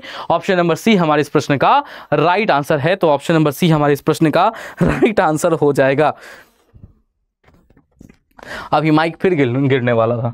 चलो सर आगे चलते हैं। जी हाँ sir, air drop hospital Agra में प्रोजेक्ट भीष्म के तहत वायुसेना ने बनाया है सर। अब बात आती है कि सर वैसे कोई हॉस्पिटल का निर्माण किया गया है, हाँ कि ना, हाँ जी भैया किया गया है सर। क्या नाम है सर, लो नाम भी सामने लिख दिया है, नाम है आगरा। क्या नाम है सर इसका, तो इसका नाम सर हमें आगरा देखने को मिलता है। क्या नाम है सर इस प्रकार के प्रोजेक्ट भीष्म के थ्रू जो हॉस्पिटल बनाया गया उसका नाम क्या है, तो याद रखिएगा उसका नाम सर हमें आगरा देखने को मिलता है। ठीक है सर, उसका नाम क्या देखने को मिलता है हमें, तो याद रखिएगा उसका नाम सर हमें आगरा देखने को मिलता है। सारी की सारी यहाँ पर चीजें मैंने लिख दी हैं। चलिए सर आगे बढ़ते हैं सर। अगला प्रश्न कह रहा है कि एशियन चैंपियनशिप में स्वर्ण पदक जीतने वाली पहली भारतीय जिम्नास्ट कौन बनी है सर। ठीक है, एशियन चैंपियनशिप में हाँ यस, नकुल दा ट्यूटोरियल बहुत बेहतरीन यूक्रेन को दिया था, पढ़ाया भी है मैंने आज से पहले, याद आया, यूक्रेन को गिफ्ट किए हैं ये एयर ड्रॉप भीष्म हॉस्पिटल। चलो सर, बोला जा रहा है कि एशियन चैंपियनशिप में स्वर्ण पदक जीतने वाली पहली भारतीय जिम्नास्ट कौन बनी है सर। एशियन चैंपियनशिप में पहली जिम्नास्ट कौन बनी है जिसने भारत के लिए स्वर्ण पदक जीता है। पहला है साइना नेहवाल जी बनी है, दीपा कर्माकर बनी है, पीवी सिंधु बनी है, या कान्नामी श्रीकांत बनी है। तो याद रखना सर वो पहली भारतीय जिम्नास्ट जिन्होंने एशियन चैंपियनशिप में, जिन्होंने क्या सर, तो याद रखिएगा जिन्होंने आपको एशियन चैंपियनशिप में यहां पर क्या किया है, तो जिन्होंने एशियन चैंपियनशिप में यहां पर गोल्ड मेडल जीता है। क्या है, जिन्होंने एशियन चैंपियनशिप में गोल्ड मेडल जीता है उनका नाम क्या है सर, तो याद रखिएगा उनका नाम सर हमें दीपा कर्माकर देखने को मिलता है। क्या नाम है सर, याद रखना उनका नाम क्या है, तो उसका नाम सर हमें दीपा कर्माकर देखने को मिलता है। क्या नाम है सर, याद रखिएगा उनका नाम क्या है सर, उसका नाम हमें दीपा कर्माकर देखने को मिलता है। अब भैया इस न्यूज़ को पढ़ो, इसके बारे में हम क्या ही कहें सर। वो होता है ना कि 100 टेंशन था, अब घर में एक आदमी था, वो अपना ही आदमी हम लोगों से लड़ना चालू कर दिया। वो वाला थोड़ी सी कंडीशन होगी, मतलब अपना आदमी मतलब नहीं हम कह सकते, लेकिन हाँ सर ऐसा नहीं था, हम नहीं सोचते थे, लेकिन सर यहाँ पे भी विवाद चालू हो चुका है। हमको देखने को मिला है ना कि जो आपका नेपाल है, नेपाल ने अपने किस मुद्रा नोट पर लिपुलेख, लिम्पियाधुरा, एंड काला पानी कपालनी वाला जो क्षेत्र है उसको शामिल कर लिया है। और नेपाल का कहना है ये जो क्षेत्र है ना सर, लिपुलेख दरिया वाला, ये क्षेत्र सर नेपाल का अभिन्न अंग है। और उसने अपने यहाँ की जो सर करेंसी है ना, डोमेस्टिक करेंसी में, उस करेंसी पर उन एरियाज को दिखाना स्टार्ट कर दिया है। अब बोला गया है कि कितना, कौन सी नोट पे दिखाया है सर, कौन सी करेंसी नोट पे दिखाया, 50 पे, 100 पे, 500 पे, 200 पे। तो याद रखना 100 रुपये का जो उनका नोट है ना सर, इस 100 रुपये के नोट के ऊपर उन्होंने क्या किया है, ये जो लिपुलेख दरिया है ना, इस लिपुलेख पास को दिखा रहे हैं कि ये नेपाल का अभिन्न अंग है और हम लेकर रहेंगे। ठीक है, अब क्या ही कहें हम सर। ठीक है, इसके ऊपर चलिए आगे बढ़ते हैं। Coming to the next question. हाँ जी सर, अगले क्वेश्चन की तरफ चलते हैं। आज के एग्जाम का आने वाला सर बहुत बेहतरीन क्वेश्चन है, VVI क्वेश्चन है। एग्जाम में आएगा कि नहीं तो लिख लो सर, एकदम आएगा, 100% आएगा, क्वेश्चन छपेगा यहाँ से। क्या है सर, बोला जा रहा है स्कूल ऑन व्हील्स प्रोजेक्ट, ठीक है, किस राज्य में जातीय संघर्ष के कारण छात्रों को शिक्षित करने के लिए शुरू किया गया है। Sir school on wheels project के बारे में यदि हम बात करते हैं, ठीक है सर, यदि हम आपको स्कूल ऑन व्हील्स प्रोजेक्ट के बारे में बात करते हैं तो ये स्कूल ऑन व्हील्स प्रोजेक्ट यहाँ पर किस राज्य में जातीय हिंसा के कारण जो बच्चे हैं ना सर, उनको सर पढ़ाने के लिए यहाँ पे चालू किया गया। पहला है ये पहल असम में चालू की गई है, दूसरा है मणिपुर में चालू की गई है, तीसरा है नागालैंड में चालू की गई है, और चौथा हमको देखने को मिलता है कि सर त्रिपुरा में जारी की गई है। चौथा हमको देखने को मिलता है कि चौथा सर आपको त्रिपुरा में जारी की गई है। कहाँ पर जारी किया गया है तो याद रखना, ये जो स्कूल ऑन व्हील्स प्रोजेक्ट है, ये स्कूल ऑन व्हील्स प्रोजेक्ट कहाँ जारी किया गया है तो याद रखना ये हमें कहां देखने को मिलता है। अगर स्कूल ऑन व्हील्स प्रोजेक्ट के बारे में बात करें तो सर याद रखना ये हमको मणिपुर में जारी किया गया है। कहां पर जारी किया गया है सर तो याद रखना हमको देखने को मिलता है मणिपुर में जारी किया गया। कहां सर, मणिपुर में है ना सर।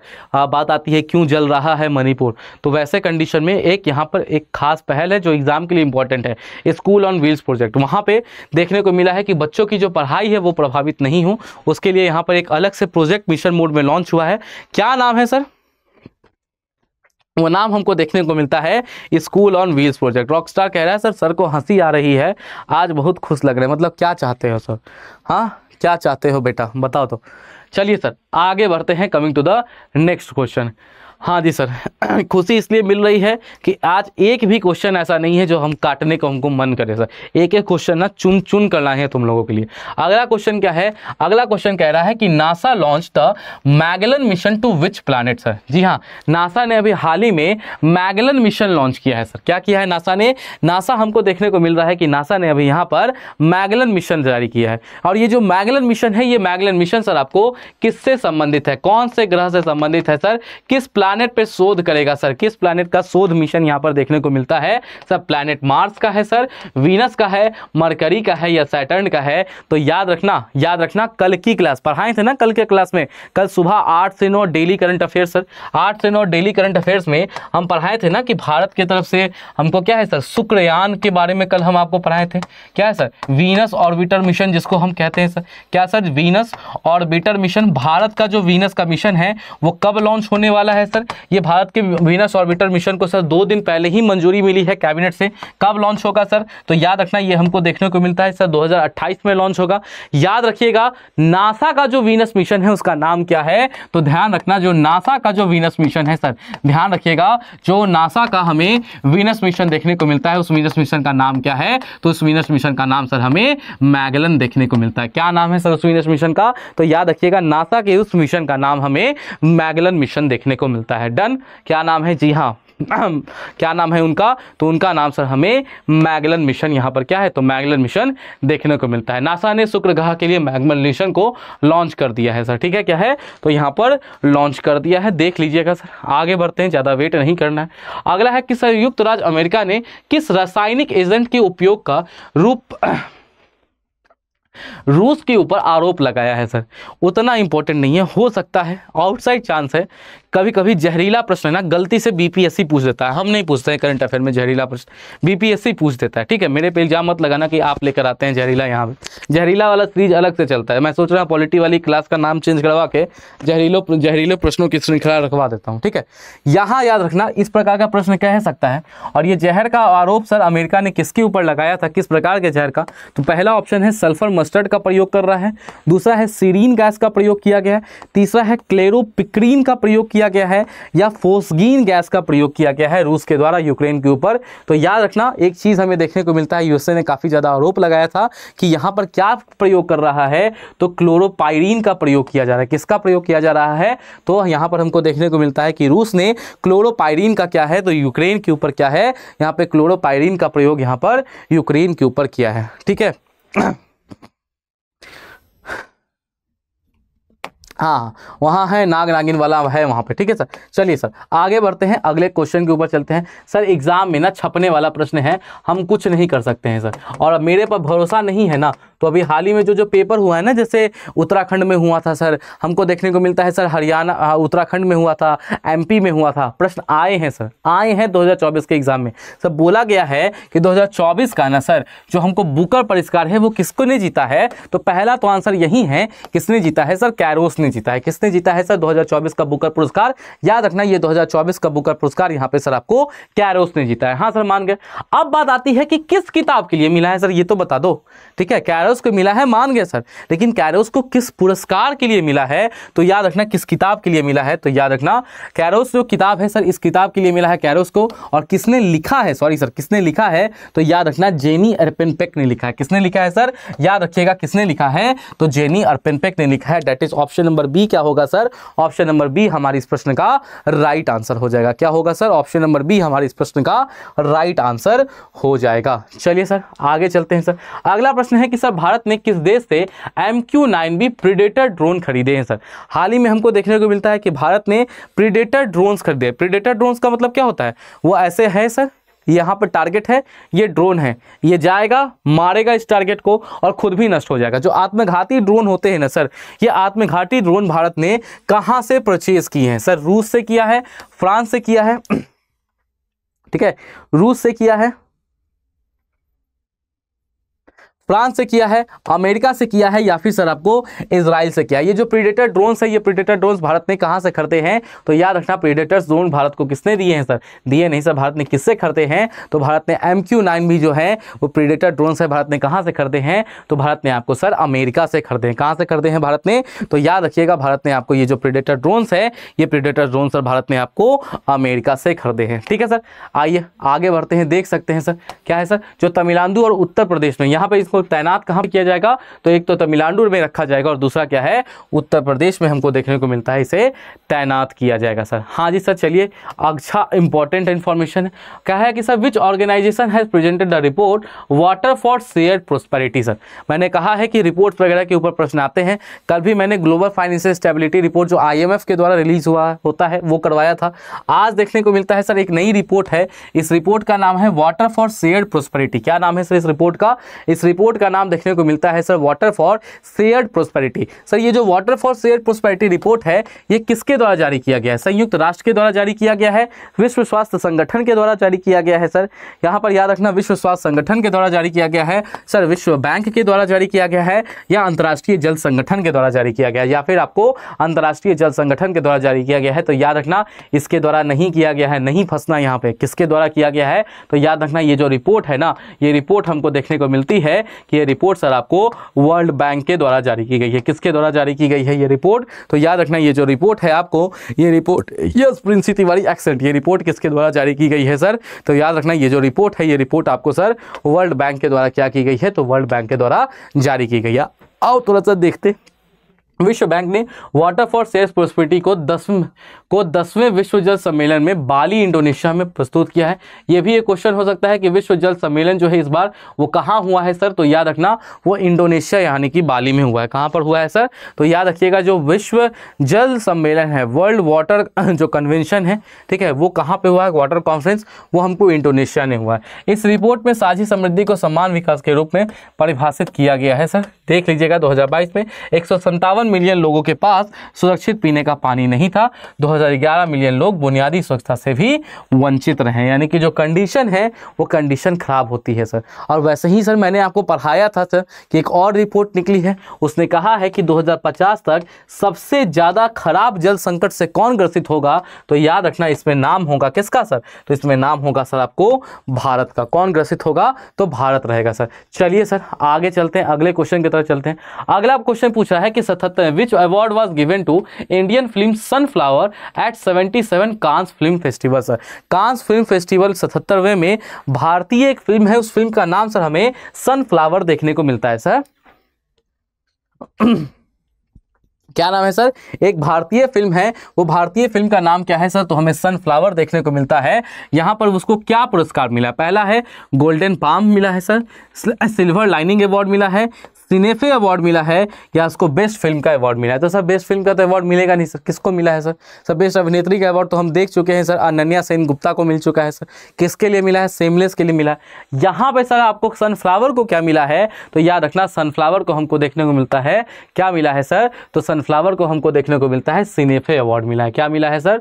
भारतीय फिल्म सनफ्लावर को यहाँ पर किस अवार्ड से सम्मानित किया गया है? तो याद रखना सनफ्लावर को यहाँ पर सिनेफे अवार्ड से सम्मानित किया गया है। किस अवार्ड से सम्मानित किया गया है सर? तो याद रखिएगा इन्हें सिनेफे अवार्ड से क्या है, तो यहां पर सिनेफे अवार्ड से सम्मानित किया गया है। चलिए सर आगे बढ़ते हैं, coming to the next question now. अगला क्वेश्चन कह रहा है गंगम्मा जात्रा महोत्सव कहां मनाया जाता है? जी हां, यदि हम गंगम्मा जात्रा महोत्सव के बारे में बात करते हैं तो यह गंगम्मा जात्रा महोत्सव कहां मनाया जाता है? हैदराबाद में मनाया जाता है, तिरुपति आंध्र प्रदेश में मनाया जाता है, विजयवाड़ा में मनाया जाता है, या फिर आपको विशाखापट्टनम में मनाया जाता है। अगर हम गंगम्मा जात्रा महोत्सव के बारे में बात करते हैं सर, तो याद रखना ये जो ट्राइबल फेस्टिवल है, याद रखना आपको ये जो ट्राइबल फेस्टिवल्स होते हैं, ये ट्राइबल फेस्टिवल हमेशा एज अ थीम के तौर पे सिविल सर्विसेज एग्जाम्स में पूछे जाते हैं। ठीक है, तो यहाँ पे पूछा गया है ये जो गंगम्मा जात्रा महोत्सव है, ये गंगम्मा जात्रा महोत्सव सर आपको कहाँ पर मनाया जाता है? तो याद रखना अगर गंगम्मा यात्रा है सर, तो गंगम्मा यात्रा कहाँ मनाया जाता है? तो याद रखना इसे हम मनाते हैं आंध्र प्रदेश में, और आंध्र प्रदेश में भी कहाँ सर? तिरुपति में। क्यों ये क्वेश्चन दिया गया है? क्योंकि तिरुपति लड्डू अभी काफी ज्यादा हमको देखने को मिलता है कि खबर में था कुछ महीनों पहले। ठीक है, तो याद रखना अगर हम गंगम्मा यात्रा के बारे में बात करते हैं सर, अगर हम गंगम्मा यात्रा महोत्सव के बारे में बात करते हैं तो ये गंगम्मा यात्रा महोत्सव कहाँ देखने को मिलता है सर? याद रखिएगा ये जो गंगम्मा यात्रा महोत्सव है ये हमें सर आंध्र प्रदेश हैदराबाद यानी कि आंध्र प्रदेश में तिरुपति में देखने को मिलता है। कहाँ सर? तिरुपति में सर मनाया जाता है मई के महीने में सर। डन, क्लियर है? चले आगे सर अगले प्रश्न के ऊपर आइए सर। अब जानते हो हुआ क्या है सर? इस क्वेश्चन के ना अलग अलग पार्ट हैं जो आपको देखने पड़ेंगे। क्या क्या है? देखो पहला क्या है कि वेनेजुएला ने कौन सा ग्लेशियर खो दिया जिससे वह सभी ग्लेशियरों को खोने वाला पहला आधुनिक देश बन गया। तो मतलब सर क्वेश्चन अपने आप में एक चीज का क्वेश्चन जनरेट कर रहा है। आपसे यह भी पूछ सकता है कि वह देश कौन सा है जिसने अपने सभी ग्लेशियर्स खो दिए हैं सर, जिसने अपने क्या किया है सर? तो जिसने अपने सभी ग्लेशियर को क्या किया है सर? तो जिसने अपने सभी ग्लेशियर यहां पर खो दिए हैं। तो वो देश कौन सा है सर? तो याद रखना वो देश हमें सर वेनेजुएला देखने को मिलता है। वेनेजुएला में सर हमको जितने भी ग्लेशियर्स देखने को मिलते थे वो सारे के सारे ग्लेशियर्स क्या हैं? तो वो सारे के सारे ग्लेशियर्स अब समाप्त हो चुके हैं। आखिरी समाप्त होने वाला ग्लेशियर कौन था उसका नाम बताना है सर। पहला है एल चामेलॉन था, ला कोरोना था, एल ग्रांडे था, या सर ला सुअर्ते था सर, या ला सुअर्ते था। तो याद रखना वो अंतिम आपको ग्लेशियर जो यहाँ पर वेनेजुएला में समाप्त हुआ वो हमें ला कोरोना देखने को मिलता है। क्या सर? याद रखना गो कोरोना गो हम लोग बोलते थे ना, गलती से इसका नाम कोरोना था, ये चला गया वेनेजुएला से। ठीक है, ऐसा ही याद रख लेना, तब याद होगा क्योंकि फैक्ट ज़्यादा है। जी हाँ, फैक्ट ज़्यादा है तो ऐसा ही कुछ बना लेना हंसी मजाक वाला। हम लोग बहुत ज़्यादा स्लोगन्स बनाए थे गो कोरोना गो, गलती से इसका भी नाम कोरोना था, ये एक्टिवेट हो गया और ये क्या हुआ सर? ये हमको देखने को मिल रहा है कि ये आपको वेनेजुएला से चला गया। क्या हुआ? ये हमें देखने को मिल रहा है सर, ये आपका ना वेनेजुएला से चला गया। ठीक है सर, तो गो कोरोना गो पे कोरोना नहीं भागा, कोरोना अभी तक है। पढ़ाए है ना कि नया वेरिएंट भी था, लेकिन ये कोरोना भाग गया। कहाँ से भागा है? तो सर वेनेजुएला से भागा है। चलिए सर आगे चलते हैं, coming to the next question now sir, coming to the next question sir. अगले प्रश्न की तरफ चलते हैं। हाँ जी सर, एक संस्था जो जिसके ऊपर प्रश्न आएगा, या तो सर इस बार आपको अंतर्राष्ट्रीय सौर गठबंधन के ऊपर प्रश्न आएगा सर। क्यों? क्योंकि बहुत सारे लोग इसमें जुड़े हैं सर। ठीक है, और दूसरा किसके ऊपर प्रश्न आएगा? तो याद रखना दूसरा हमको देखने को मिलता है ब्रिक्स के ऊपर प्रश्न आ जाएगा। इन दोनों में से किसी ना किसी एक के ऊपर तो आएगा भैया। तो आ जाइए सर, इसको देखते हैं सर। यह पूछ रहा है कि अंतर्राष्ट्रीय सौर संघ का 99वां सदस्य कौन सा देश बना है sir? Which country has become the 99th member of the international solar solar union, ठीक है सर। इंटरनेशनल सोलर अलायंस का सर यहाँ पर 99वां सदस्य जो है वो कौन बना है सर?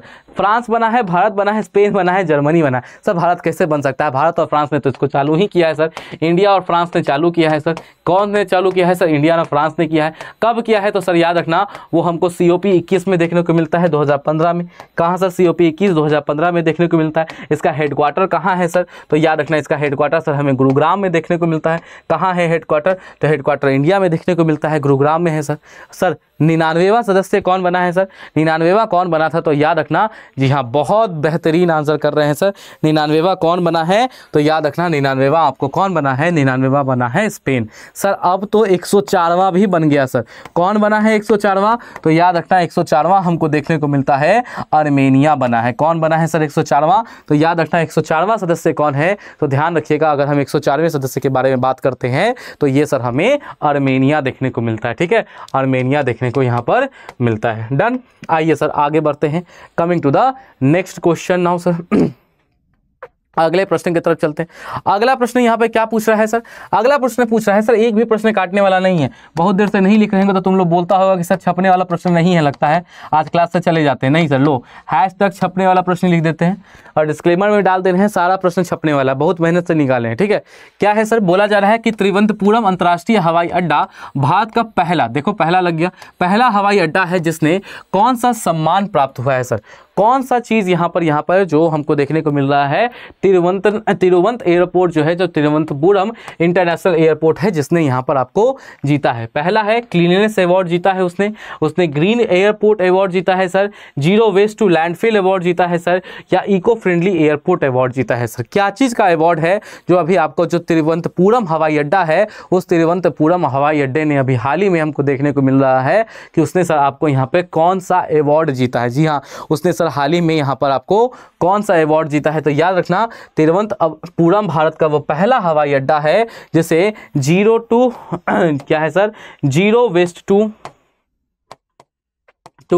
लैंडफिल का क्या है? तो जीरो वेस्ट टू लैंडफिल का अवार्ड जो है वो यहाँ पर जीरो वेस्ट टू लैंडफिल का अवार्ड यहाँ पर दिया गया है। क्या है sir? Zero waste to landfill का अवार्ड क्या है सर? तो याद रखना जीरो वेस्ट टू लैंडफिल का जो अवार्ड है, ये जीरो वेस्ट टू लैंडफिल का अवार्ड यहाँ पर दिया गया है। जीरो से एक और क्वेश्चन याद आ गया सर, अभी हाल ही में हमको देखने को मिल रहा है कि जीरो डेब्रिस चार्टर भी रिलीज हुआ है। क्या हुआ है सर? याद रखना हमको देखने को मिलता है कि जो जीरो डेब्रिस चार्टर है ना सर, ये जीरो डेब्रिस चार्टर क्या है? तो सर ये जीरो डेब्रिस चार्टर भी यहाँ पर क्या है? रिलीज किया गया है। पूछा जा रहा है कि सर ये जो जीरो डेब्रिस चार्टर है, ये जीरो डेब्रिस चार्टर रिलीज हुआ है सर, क्या हुआ है सर? क्या है सर? ये क्या करता है सर? इसका उद्देश्य क्या है? तो सर पहला है कि सर अंतरिक्ष यात्रियों के लिए सुरक्षा नियम बनाने के लिए जीरो डेब्रिस चार्टर का निर्माण किया गया। पृथ्वी की कक्षा में मलबे की समस्या को समाप्त करने के लिए किया गया है सर, अंतरिक्ष में जीवन के लिए उपयुक्त वातावरण तैयार करने के लिए किया गया है, या केवल उपग्रहों की निगरानी करने के लिए किया गया है? तो याद रखना नाम ही है जीरो डेब्रिस। डेब्रिस का मतलब किससे है सर? तो याद रखना यहाँ पे ये जो डेब्रिस है ना, इस डेब्रिस का मतलब सर हमें स्पेस डेब्रिस से देखने को मिलता है। किससे है सर? इस डेब्रिस का जो मतलब है, इस डेब्रिस का मतलब सर हमें स्पेस डेब्रिस से देखने को मिल रहा है। तो इसको क्या है सर? तो याद रखना eliminating the problem of debris in the earth orbit. पृथ्वी के कक्ष में सर, पृथ्वी के जो कक्षा है उस कक्षा में जितने भी हमको डेब्रिस नजर आ रहे हैं, जो स्पेस डेब्रिस है, जो आपको अंतरिक्ष का मलबा है, उस मलबे को समाप्त करने के लिए क्या है? आपको एक जीरो डेब्रिस चार्टर यहाँ पर रिलीज किया गया है। अब आपके एग्जाम का अगला प्रश्न है सर, इसको किसने रिलीज किया है? तो सर याद रखना यूरोपियन स्पेस एजेंसी के, यूरोपियन एजेंसी ने यहाँ पर रिलीज किया। किसने? तो यूरोपियन यूनियन ने रिलीज किया है। किसने सर? यूरोपियन यूनियन ने यहाँ पर क्या किया है? इस चार्टर को रिलीज किया है। डन, क्लियर है? Clear sir? चलिए सर आगे बढ़ते हैं, क्योंकि बीपीएससी का एग्जाम है तो हो सकता है कि इस प्रकार के जो प्रश्न है, इस प्रकार के प्रश्न आपको एग्जाम में देखने को मिल जाए। क्या है सर अगला प्रश्न? आपसे क्या कह रहा है? Just 1 second.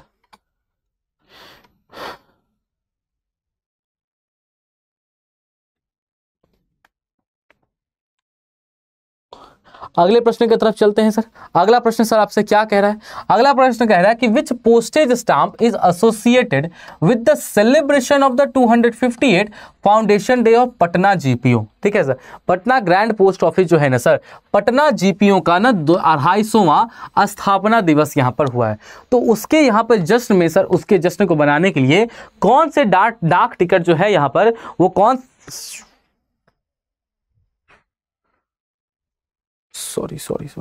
वो कौन से डाक टिकट जो है सर यहाँ पे, वो कौन से सर डाक टिकट यहाँ पे जारी किए गए हैं? गोल्ड पोस्टेज स्टैंप जारी किया गया है सर, सिल्वर पोस्टेज स्टैंप यहाँ पे सर जारी किए गए हैं, कॉपर पोस्टेज स्टैंप जारी किए हैं, या फिर सर प्लैटिनम पोस्टेज स्टैंप जो है सर यहाँ पर, या फिर सर आपको जो प्लैटिनम पोस्टेज स्टैंप है वो सर आपको प्लैटिनम पोस्टेज स्टैंप यहाँ पे सर जारी किए गए हैं। तो याद रखना कौन सा यहाँ पर जारी किया गया है, तो ध्यान रखना हमको देखने को मिलता है ये जो कॉपर, कहाँ गया कॉपर डाक टिकट जो है ना सर, जीपीओ के 250वें के कारण क्या है यहाँ पर जो कॉपर डाक टिकट है, ये कॉपर डाक टिकट क्या है, तो ध्यान रखिएगा ये कॉपर डाक टिकट यहाँ पर जारी किया गया है। क्या है सर, यहाँ पर हमको देखने को मिलता है जो कॉपर डाक टिकट है, ये कॉपर डाक टिकट यहाँ पर क्या है, तो आपको सर जारी किए गए हैं। डन, चलिए सर आगे आइए सर आगे बढ़ते हैं। Coming to the next question, आप देख सकते हैं पटना जीपीओ ने दुनिया का पहला कॉपर डाक टिकट, अब देखो सर इंपॉर्टेंट है कि नहीं है सर, अरे भैया बहुत ज़्यादा है, इससे ज़्यादा क्या ही होगा सर, ये दुनिया का पहला बन गया, जैसे वो दुनिया की दूसरी बनी है ना सर,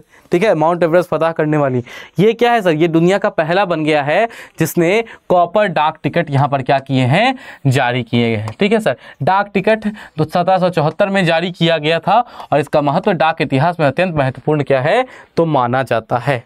डन सर, चलिए सर आगे बढ़ते हैं। Coming to the next question now, अगला क्वेश्चन है कि रेमल जो तूफान है सर वो कहाँ हमको देखने को मिलता है सर, ये जो चक्रवात रेमल है इसकी उत्पत्ति स्थान कहाँ है sir?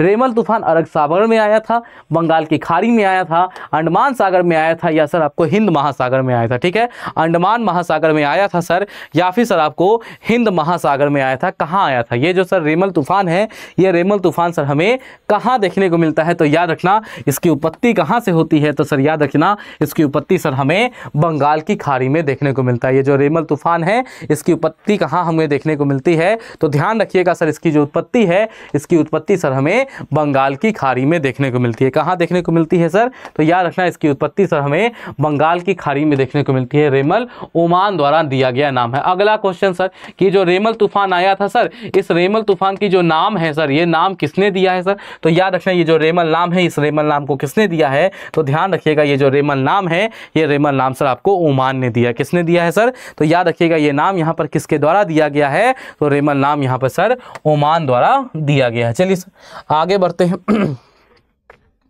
Coming to the next question now, अगला है कि सर सागा दागा महोत्सव इंपॉर्टेंट है कि नहीं है सर? अरे भैया लिख दे रही है ना हम हैशटैग छपने वाला प्रश्न, और अगर हम लिख दिए हैं कि सर ये छपने वाला प्रश्न है, इसका मतलब क्या सर, इसको लगा डाला तो लाइव झिंगा लाला वाला हाल हो गया है सर, आएगा तो आएगा। ठीक है सर, याद रखिएगा बोला जा रहा है सागा दावा महोत्सव के दिन विशेष रूप से कब मनाया जाता है? ये जो सागा दावा महोत्सव है ना, ये विशेष रूप से हमको देखने को मिल रहा है कि कब मनाया जाता है सर? भगवान की शिव की पूजा के रूप में मनाया जाता है, भगवान बुद्ध का जन्म, ज्ञान प्राप्ति और महापरिवार के संदर्भ में मनाया जाता है, देवी दुर्गा की पूजा की जाती है, या गणेश चतुर्थी के रूप में मनाया जाता है। What the is specially celebrated on the day of saga दावा फेस्टिवल? ये जो सागा दावा फेस्टिवल होता है उस दिन बेसिकली हम क्या करते हैं सर, तो भगवान बुद्ध का जन्म, उनका महापरिनिर्वाण, ठीक है सर, उनका महापरिनिर्वाण, और उसी के साथ क्या सर, तो उनको जो यहाँ पर हमको देखने को मिलता है सर, उनका जो यहाँ पर ज्ञान की प्राप्ति हुई थी उसको यहाँ पे सागा दावा फेस्टिवल के रूप में हम मनाते हैं। क्या है, तो उसे सर यहाँ पर हम सागा दावा फेस्टिवल के रूप में क्या करते हैं, तो उसे सर यहाँ पर हम सागा दावा फेस्टिवल के रूप में यहाँ पर मनाते हैं। डन।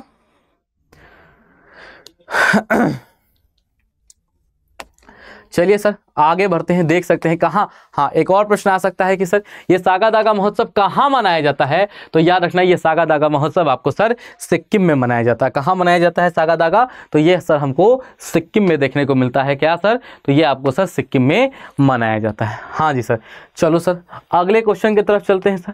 अगला है कि sir which rare plant has been discovered in Mizoram? Sir Mizoram में हाल ही में सर हमको एक प्लांट देखने को मिला है, और बात आती है कि सर ये जो प्लांट है, ये प्लांट कौन सा प्लांट यहाँ पर आपको मिजोरम में खोजा गया है सर? कौन सा प्लांट यहाँ पे सर मिजोरम में खोजा गया है? सर रतनजोत यहाँ पे मिजोरम में खोजा गया है, लूसियो राम खोजा गया है सर, एक सर मेडिसिनल प्लांट खोजा गया है, या सर तुलसी अश्वगंधा खोजा गया है, या तुलसी खोजी गई है सर? रतनजोत खोजा गया है, लूसियो राम खोजा गया है सर, मैं आपको अश्वगंधा खोजा गया है, या सर तुलसी खोजी गई है सर? कैसे क्या खोजा गया है?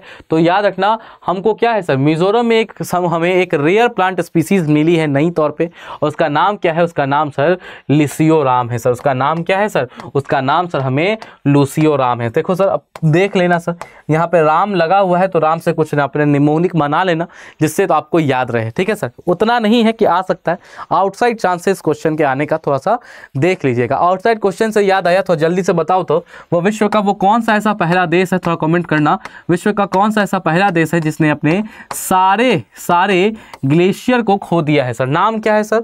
और दूसरा बात है, पहला तो नाम बताना, और दूसरा वो आखिरी खोने वाला ग्लेशियर जो है वो कौन सा ग्लेशियर है जो कि गलती से भाग गया है, ठीक है? वो कौन सा ग्लेशियर है जो कि गलती से भाग गया है, थोड़ा इसका नाम बताइएगा। चलिए सर, हम आपको आगे लेकर चलते हैं। चलिए, coming to the next question now. हाँ जी सर, अगला क्या है सर? अगला हमको देखने को मिल रहा है सर, ठीक है? अगला क्या है सर? अगला हमको देखने को मिला, यस, वेनेजुएला।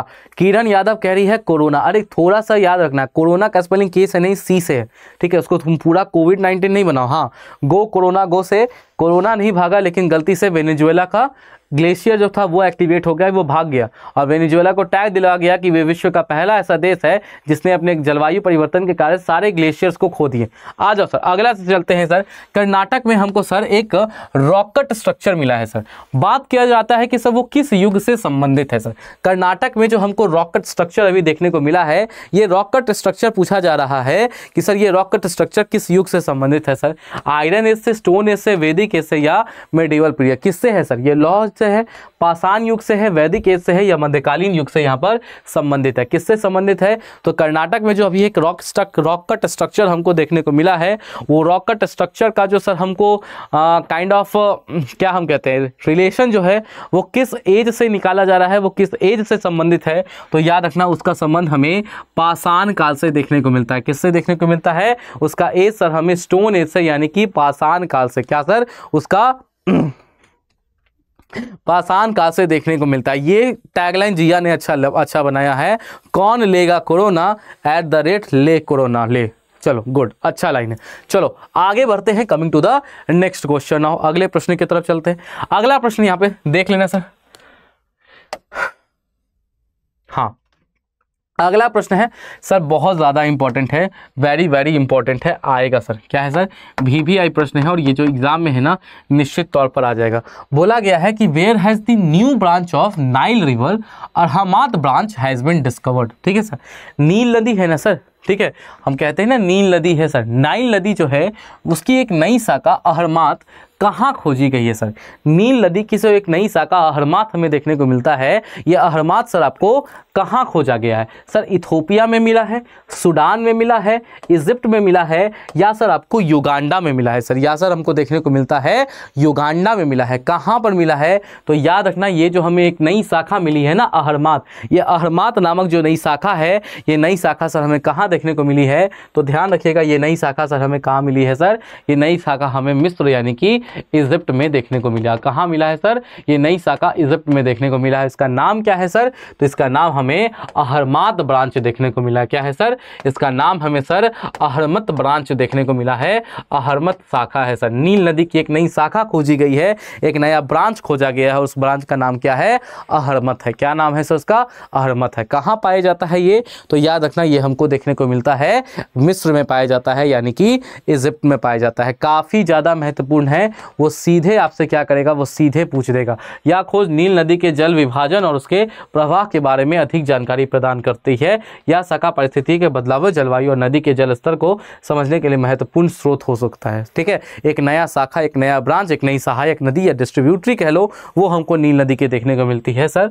कहाँ है? तो सर इसका नाम सर अहरमात ब्रांच है सर। अहरमात शाखा के रूप में हम इसे देखते हैं। ठीक है सर, चलिए sir, coming to the next question. इसको हटाओ, यहाँ पे उतना इंपॉर्टेंट नहीं है, इसके ऊपर जजमेंट हमको नहीं लगता है आएगा। ठीक है सर, आ जाइए सर, आगे चलते हैं। हाँ जी सर, इसके ऊपर आएगा नहीं कि सर बहुत महत्वपूर्ण है सर, यहीं से आएगा सर, आएगा तो आएगा, वो था ना एक गाना, आएगा आएगा आने वाला, ये प्रश्न आएगा आएगा आने वाला वाला प्रश्न है। ठीक है, ये आपको आएगा ही आएगा, क्या है सर, ये हमको देखने को मिलता है सर, ये आएगा ही आएगा। 10 मिनट और चलेगी सरिता मैक्सिमम। ठीक है, ये सर प्रश्न जो है ना, ये प्रश्न आएगा ही आएगा। आज तुम लोग कैसे थक गया है जी, आज तो मेरा एनर्जी नहीं डाउन हुआ है। ठीक है, मैम बहुत देर तक पढ़ा रही थी आज आप लोगों को। ठीक है, मेरा एनर्जी नहीं डाउन हुआ है, हम पानी पीने के लिए भी बीच में नहीं रुके हैं 5 मिनट के लिए। अगर कोई आदमी सुबह 8 बजे से लेकर अब 8 बजने वाला है, 12 घंटे काम करने के बाद भी नहीं थक रहा है, सर आप लोग कैसे थक सकते हैं? हाँ, तुम लोग कैसे थक सकते हो भैया, अगर हम नहीं थके हैं? ठीक है, चलो आगे बढ़ते हैं। बोला गया है ना कि सर, अब छोड़ो ना सर, सीधे बता रहे हैं क्या है सर। एक ना हमको देखने को मिलता है, एक प्रजाति है सर, उस प्रजाति का नाम ना चंद्रयान 3 के ऊपर रख दिया गया है।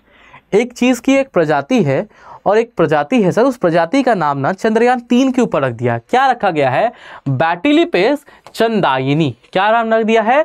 बैटिलिप्स चंदाइनी नाम रखा गया है। और ये जो चंदाइनी है ना, ये चंद्रयान 3 के ऊपर नाम रखा गया है। मतलब क्वेश्चन आएगा सर, बोला जा रहा है कि ये जो चंद्रयान 3 के ऊपर एक हमको एक जीव का नाम रखा गया है, वो कौन सा जीव है सर? मच्छर का नाम रखा गया है सर, मच्छर का नाम रखा गया है सर चंद्रयान 3 के ऊपर सर। दूसरा है समुद्री स्टारफिश का नाम रखा गया है। तीसरा है मरीन टार्डिग्रेड का नाम रखा गया है। और चौथा है कि सर एक सी हॉर्स है, समुद्री घोड़ा है, उसका नाम रखा गया है सर यहाँ पे चंदाइनी। तो ये जो चंदाइनी नाम है, ये चंदाइनी नाम किसका रखा गया है? तो याद रखना, ये जो चंदाइनी नाम है, वो चंदाइनी नाम किसका रखा गया है? तो चंदाइनी नाम सर आपको मरीन टार्डिग्रेड का रखा गया है। किसका रखा गया है चंदाइनी नाम? तो याद रखना, ये जो चंदाइनी नाम है, ये चंदाइनी नाम सर आपको मरीन टार्डिग्रेड का रखा गया है। किसका रखा गया है? ये चंदाइनी नाम सर आपको मरीन टार्डिग्रेड का क्या है? तो मरीन टार्डिग्रेड का यहाँ पर नाम जो है ना, ये नाम सर हमें चंदाइनी रखा गया है। था आप देख सकते हैं। और ये कहाँ मिला था सर? तो ये भी इंपॉर्टेंट है सर, ये हमको देखने को मिलता है। कहाँ मिल गया था? तो सर ये घूम रहा था गलती से तमिलनाडु में। तो यहाँ पे हमने केवल इसका फोटो नहीं खींचा सर, फोटो तो खींचा, हमने बोला एक काम करते हैं, चंद्रयान 3 सफल हुआ है, इसका नाम बदल दो। इसका नाम बदल के, अब सर ये घूम रहा था ना, तो आज से हमने इसका नाम रख दिया चंदाइनी। क्या नाम रख दिया सर? इसका नाम रख दिया चंदाइनी। तो इसीलिए कहते हैं अननेसेसरी बाहर में मत घुमा करो। ठीक है, चलो कहीं पे भी नामकरण किसी का भी कुछ भी हो सकता है। हाँ जी सर, चलिए अगले क्वेश्चन की तरफ चलते हैं। Coming to the next question. आएगा कि नहीं आएगा सर एग्जाम में?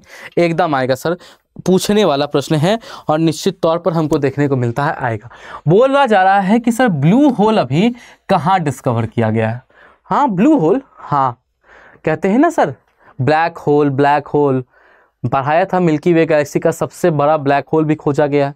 यहाँ पे बोला जा रहा है कि ये जो ब्लू होल है ना, ये ब्लू होल की जो डिस्कवरी है सर, ये ब्लू होल की डिस्कवरी आपको कहाँ पर खोजी गई है? ये जो ब्लू होल है, ये ब्लू होल की डिस्कवरी कहाँ पर हुई है सर? ग्वाटेमाला में हुई है, युकाटन पेनिसुला के पास हुई है, पेरू के पास हुई है, या क्यूबा के पास हुई है? जी हाँ, पेरू के पास हुई है सर, या सर आपको क्यूबा के पास हुई है? तो याद रखना, ये जो ब्लू होल है, ये ब्लू होल की डिस्कवरी कहाँ पर हुई है? तो ये ब्लू होल की डिस्कवरी सर आपको युकाटन पेनिसुला में हुई है। कहाँ पर हुई है सर ये ब्लू होल की डिस्कवरी? तो याद रखना, ये जो ब्लू होल है, ये ब्लू होल का डिस्कवरी सर हमें खोज जो है वो युकाटन पेनिसुला के पास देखने को मिलता है। युकाटन पेनिसुला कहाँ है सर? तो ये जो क्षेत्र है पड़ता है ना सर, यहाँ पर मैक्सिको वाला ये क्षेत्र, जो गल्फ ऑफ मैक्सिको वाला जो एरिया है, यहाँ पर हमको देखने को मिलता है युकाटन पेनिसुला। और वहीं पर क्या है सर? तो वहीं पर सर हमें ब्लू होल मिला है सर। बहुत इंपॉर्टेंट है, लिख लेना सर। क्यों? क्योंकि एग्जाम में ना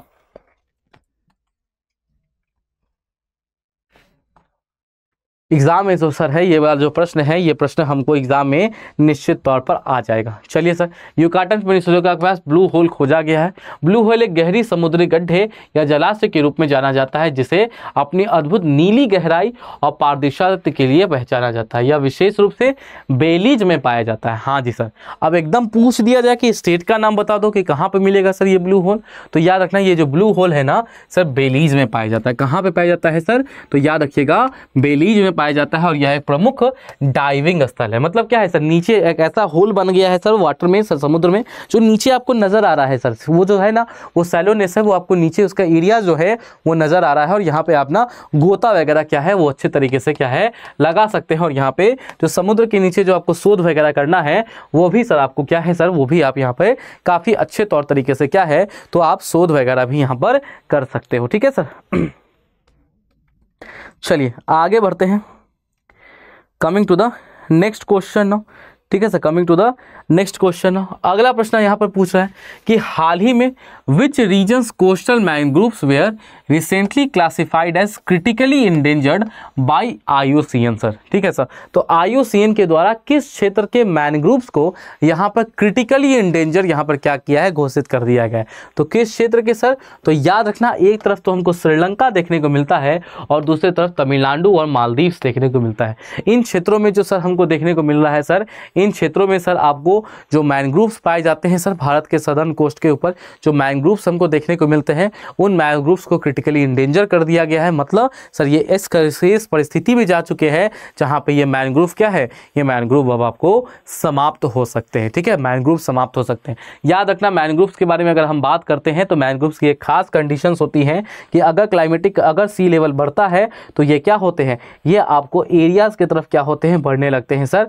यहाँ पे इस तरफ जो कोस्ट है ना उसके तरफ बढ़ने लगते हैं और यहाँ पे जब ये श्रिंक होते हैं, लैंड मास मिलता है, उसके बाद ये क्या होते हैं, उसके बाद सर ये ऊपर की ओर ग्रो करने लगते हैं और उसके बाद ये क्या होते हैं, समाप्त हो जाते हैं। सर ये सांस कैसे लेते हैं सर, दलदली क्षेत्र में होता है, तो सर इनके रूट में देखने को क्या मिलता है सर, इनके रूट में देखने को मिलता है नेमाटोफोर्स करके आता है। ठीक है, नेमाटोफोर्स करके पोर्स होते हैं, उनके जरिए क्या होते हैं, तो उनके जरिए हमको देखने को मिलता है कि वो यहाँ पर आपको सांस लेते हैं। आप देख सकते हैं तमिलनाडु, श्रीलंका और मालदीव के तटीय मैंग्रोव को हाल ही में क्या किया गया है, तो क्रिटिकली इंडेंजर्ड IUCN के द्वारा क्या किया गया है, IUCN के द्वारा क्रिटिकली इंडेंजर पूछ दिया गया है। अब मालूम है लोग यहाँ पे फंसेगा, कैसे फंसेगा सर, कैसे फंसेगा, सीधे जैसे पूछ देगा ना सर मैनग्रोव्स का IUCN स्टेटस क्या है, बस लो भैया, लोग बोलेगा कि क्वेश्चन कहाँ से आ गया, अरे क्वेश्चन यहाँ से आया था, गलती से तुम क्लास नहीं देखा और ना ही तुम पॉलिटी भाई अमन वर्मा सर से यहाँ से ना तुम PDF लिया, जब PDF लेना था तुमने PDF लिया नहीं तो क्या होगा। चलिए सर आगे बढ़ते हैं। हाँ जी सर, आज का अगला सर VVI प्रश्न हैगा कि नहीं आएगा भैया, आएगा कि नहीं, एकदम आएगा। क्या पूछा जा रहा है सर, यहाँ पे प्रश्न किया जा रहा है कि लैब ग्रोन डायमंड्स के लिए अध्ययन और विकास के लिए किस संस्थान को 242 करोड़ का अनुदान दिया गया है सर। लैब ग्रोन डायमंड्स के लिए सर अनुसंधान, ठीक है, लैब ग्रोन डायमंड्स के ऊपर अनुसंधान करने के लिए हमको देखने को मिल रहा है कि किस यहाँ पे आपको किस यहाँ पे संस्थान को फंडिंग की गई है। IIT दिल्ली को दी गई है फंडिंग, IIT मुंबई को दी गई है, IIT मद्रास को दिया गया है सर, या फिर आपके IIT कानपुर को दिया गया है। तो याद रखना अगर हम बात करते हैं लैब ग्रोन डायमंड्स के बारे में, जी हाँ सर, यदि हम आपको बात करते हैं लैब ग्रोन डायमंड्स के बारे में, जी हाँ सर, यदि हम आपको बात करते हैं लैब ग्रोन डायमंड्स के बारे में, तो ये लैब ग्रोन डायमंड्स के लिए किसको फंडिंग की गई है, तो याद रखना आजकल हर एक चीज में एक संस्था है जो कि बहुत आगे चल रहा है। नाम क्या है सर उस संस्था का, तो याद रखिएगा उस संस्था का नाम हमें IIT मद्रास देखने को मिलता है। क्या नाम है सर उस संस्था का, तो याद रखिएगा उस संस्था का जो नाम है उस संस्था का नाम सर हमें IIT मद्रास देखने को मिलता है। Done sir. तो लैब ग्रोन डायमंड्स के लिए किसको दिया गया है सर, तो 2023-24 में क्या है सर, तो यहाँ पर हमको देखने को मिलता है किसको मिला है सर, तो IIT मद्रास को मिला है। ठीक है सर, चलिए आगे बढ़ते हैं सर। देख सकते हैं इसके साथ ही IIT मद्रास को 242 करोड़ का अनुदान दिया गया है ताकि India centre for lab grown diamonds की स्थापना की जा सके। क्या सर, किस चीज के लिए दिया गया है, तो एक सेंटर बनाना है India centre for lab grown diamonds, India centre for lab grown diamond INSENT LGD। अब सीधे प्रश्न भी दिया जाएगा सर कि INSENT LGD जो है सर, ये संस्था का निर्माण किसके द्वारा किया जा रहा है, तो याद रखना इसका निर्माण किया जा रहा है IIT मद्रास के द्वारा, IIT मद्रास के द्वारा। और क्या सर INSENT LGD का मतलब क्या है सर, तो INSENT LGD का मतलब है India centre for lab grown diamonds. क्या है, India centre for lab grown diamonds. Sir budget के माध्यम से, याद रखना बजट 2023-24 के माध्यम से इनको फंडिंग मिला है और इस फंडिंग का प्रयोग करके ये क्या कर रहे हैं सर, तो इस फंडिंग का प्रयोग करके India centre for lab grown diamonds का निर्माण करेंगे। क्या है, India centre for lab grown diamonds का क्या है, तो लैब ग्रोन डायमंड्स का यहाँ पर निर्माण किया जाएगा। डन। मॉर्निंग में क्लास कितने बजे होती है? इंजीनियर नीतीश, सुबह 8 बजे से 9 बजे तक। जिन लोगों को, ठीक है रुक जाओ, जिन लोगों को यहाँ पे दिक्कत हो रही है ना शेड्यूलिंग में, मेरी शेड्यूल के बारे में सर, अगर मेरे शेड्यूल के बारे में पूछो तो अपना बात कर रहे हैं, इसी चैनल पे सुबह 8 से 9 में क्या होता है, तो 8 से 9 में ना डेली करंट अफेयर्स की क्लास होती है। ठीक है सर, 8 से 9 में सर आपको डेली में करंट अफेयर्स की क्लास होती है सुबह 8 से 9। उसके बाद सर अभी उसके बाद 12 बजे से तो सर आप 11 बजे से सर मैराथन स्टार्ट हो जाती है, जिसमें सर 3 से 5 में मैं आपको पॉलिटी की क्लास लेकर आता हूँ। 3 से 5 में सर पॉलिटी होती है, और उसके बाद 6 से 8 में हम मंथली करंट अफेयर्स को डील करते हैं। क्या सर? 6 से 8 में हम आपको मंथली करंट अफेयर्स यहाँ पर डील करते हैं सर। ठीक है सर, मंथली, यही एंगेजमेंट है अभी मेरी। ठीक है, सुबह 8 से 9 बीपीएससी स्टडी आईक्यू इसी चैनल पर करंट अफेयर्स की डेली करंट अफेयर्स की क्लास, 3 से 5 पॉलिटी का सर जहरीलो पॉलिटी के सब प्रश्नों की यहाँ पे हम प्रश्नों को प्रैक्टिस करते हैं सर यहाँ पे सर। ठीक है, तो प्रश्न प्रैक्टिस करते हैं। डन। क्या है सर, अब 6 से 8 में मंथली करंट अफेयर्स लेते हैं। पीडीएफ कहाँ मिलेगा सर? तो सर टेलीग्राम पे जाना और सर्च करना, सॉरी टेलीग्राम पे जाइएगा, सर्च कीजिएगा क्या सर, पॉलिटी बाई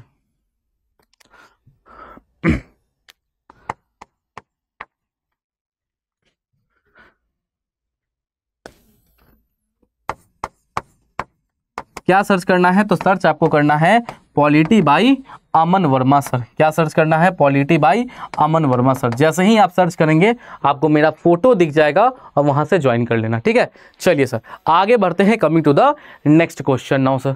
अगला क्या है ये देख लीजिएगा सर। ठीक है, आगे चलते हैं। अगला क्या है सर? अगला पूछ रहा है कि केरल सरकार ने निपाह वायरस के प्रकोप को रोकने के लिए क्या कदम उठाया है सर। ठीक है सर, हमको देखने को मिल रहा है केरल में जो निपाह वायरस है वो बहुत ज़्यादा फैलता है सर।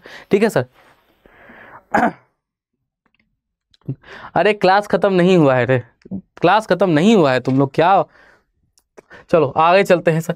केरल सरकार ने निपाह वायरस के प्रकोप को रोकने के लिए क्या कदम उठाया है? पहला है नए अस्पताल की स्थापना, विशेष कार्यवाही कैलेंडर तैयार करना, सभी स्कूलों में स्वास्थ्य जागरूकता कार्यक्रम चालू करना, या नया चिकित्सा उपकरण लॉन्च करना। सर क्या किया है sir? Establishment of a new hospital, या preparation of a special calendar of action, health awareness programme in all school, या launching a new medicinal device. क्या किया है सर? निपाह वायरस को रोकने के लिए केरल सरकार के द्वारा अभी हाल ही में कौन सा यहाँ पर देखने को मिल रहा है कि यूज किया गया है, तो वो आपस में एक एक्शन कैलेंडर क्या कर रहा है केरल सरकार, तो यहाँ पर केरल की सरकार के द्वारा एक एक्शन कैलेंडर जो है उस एक्शन कैलेंडर को सर यहाँ पर प्रिपेयर किया जा रहा है। क्या है? उस एक्शन कैलेंडर को प्रिपेयर यहाँ पर किया जा रहा है। This is the last question of the day, and ये प्रश्न मैं आप सभी के लिए खुला ओपन एंडेड छोड़ के जा रहा हूँ। आप लोगों को इसका आंसर कॉमेंट बॉक्स में करके देना है सर। ठीक है, बोला जा रहा है कि सर नई शैवाल प्रजाति है ओडियोकैल्डियम सह्याड्रिकम, ये कहाँ खोजी गई है? कर्नाटक, महाराष्ट्र, केरल का पश्चिमी घाट में, या सर आपको तमिलनाडु में सर। ठीक है, कहाँ खोजी गई है? इसका जो आंसर है, इसका आंसर आप सभी लोग मुझे कमेंट सेक्शन में बताएंगे। मैं देखना चाहता हूँ कि कितने लोग जिज्ञासु हैं पढ़ने के लिए जो यहाँ पर इसका आंसर खोज के कमेंट बॉक्स में बताते हैं। सो चलिए सर, आज की ये जो क्लास है, ये जो पूरी की पूरी मैराथन की जो सीरीज है, आज का इस क्लास का समापन यहीं पे करते हैं, एंड कल फिर आपसे मुलाकात होगी। मैंने शेड्यूल आप लोगों को बता दिया है सर। ठीक है सर, ये जो शेड्यूल है ये शेड्यूल आप लोगों को बता दिया है। सुबह 8 से 9 में करंट अफेयर की क्लास में मिलते हैं, उसके बाद एक छोटा सा गैप आप सभी लोगों के लिए होगा, एंड देयर आफ्टर सर 11 बजे से प्रफुल्ल सर के साथ यहाँ पर आपकी जो मैराथन की सीरीज है वो चालू हो जाएगी, जिसमें 12 बजे से अभिषेक सर आएंगे। फिर उसके बाद हमको देखने को मिलता है आपके हिस्ट्री वाले सर आते हैं, एंड उसके बाद 3 से 5 में मेरी पॉलिटी की क्लास होती है। टाइमर लगा लेना, भूलना नहीं। और उसके बाद क्या है, उसके बाद सर आपको 6 से 8 में हमको देखने को मिलता है कि सर ये 6 से 8 में क्या है, तो ध्यान रखिएगा सर 6 से 8 में मंथली करंट अफेयर्स। आज मई देख लिया, कल जून 2024 की बारी होगी। तो चलिए सर, आज के लिए इस क्लास को, इस मैराथन की श्रृंखला को यहीं पे समाप्त करते हैं। उम्मीद करते हैं आप लोगों को सर जो नॉलेज इनरिचमेंट है, जो मज़ा है सर, जो भी है, बहुत मन से पढ़ाई कर रहे होंगे, एंड ये जो प्रयास है हमारा और आपका, आप दोनों का, ये सार्थक साबित हो। चलिए आज के लिए इतना ही रखते हैं, कल सुबह मिलते हैं 6 से 8 से 9, 8 से 9 में हमारी जो करंट अफेयर की क्लास सुबह होती है, उस सुबह की हमारी 8 बजे की क्या सर, तो करंट अफेयर की क्लास में। चलिए, थैंक यू एंड जय हिंद।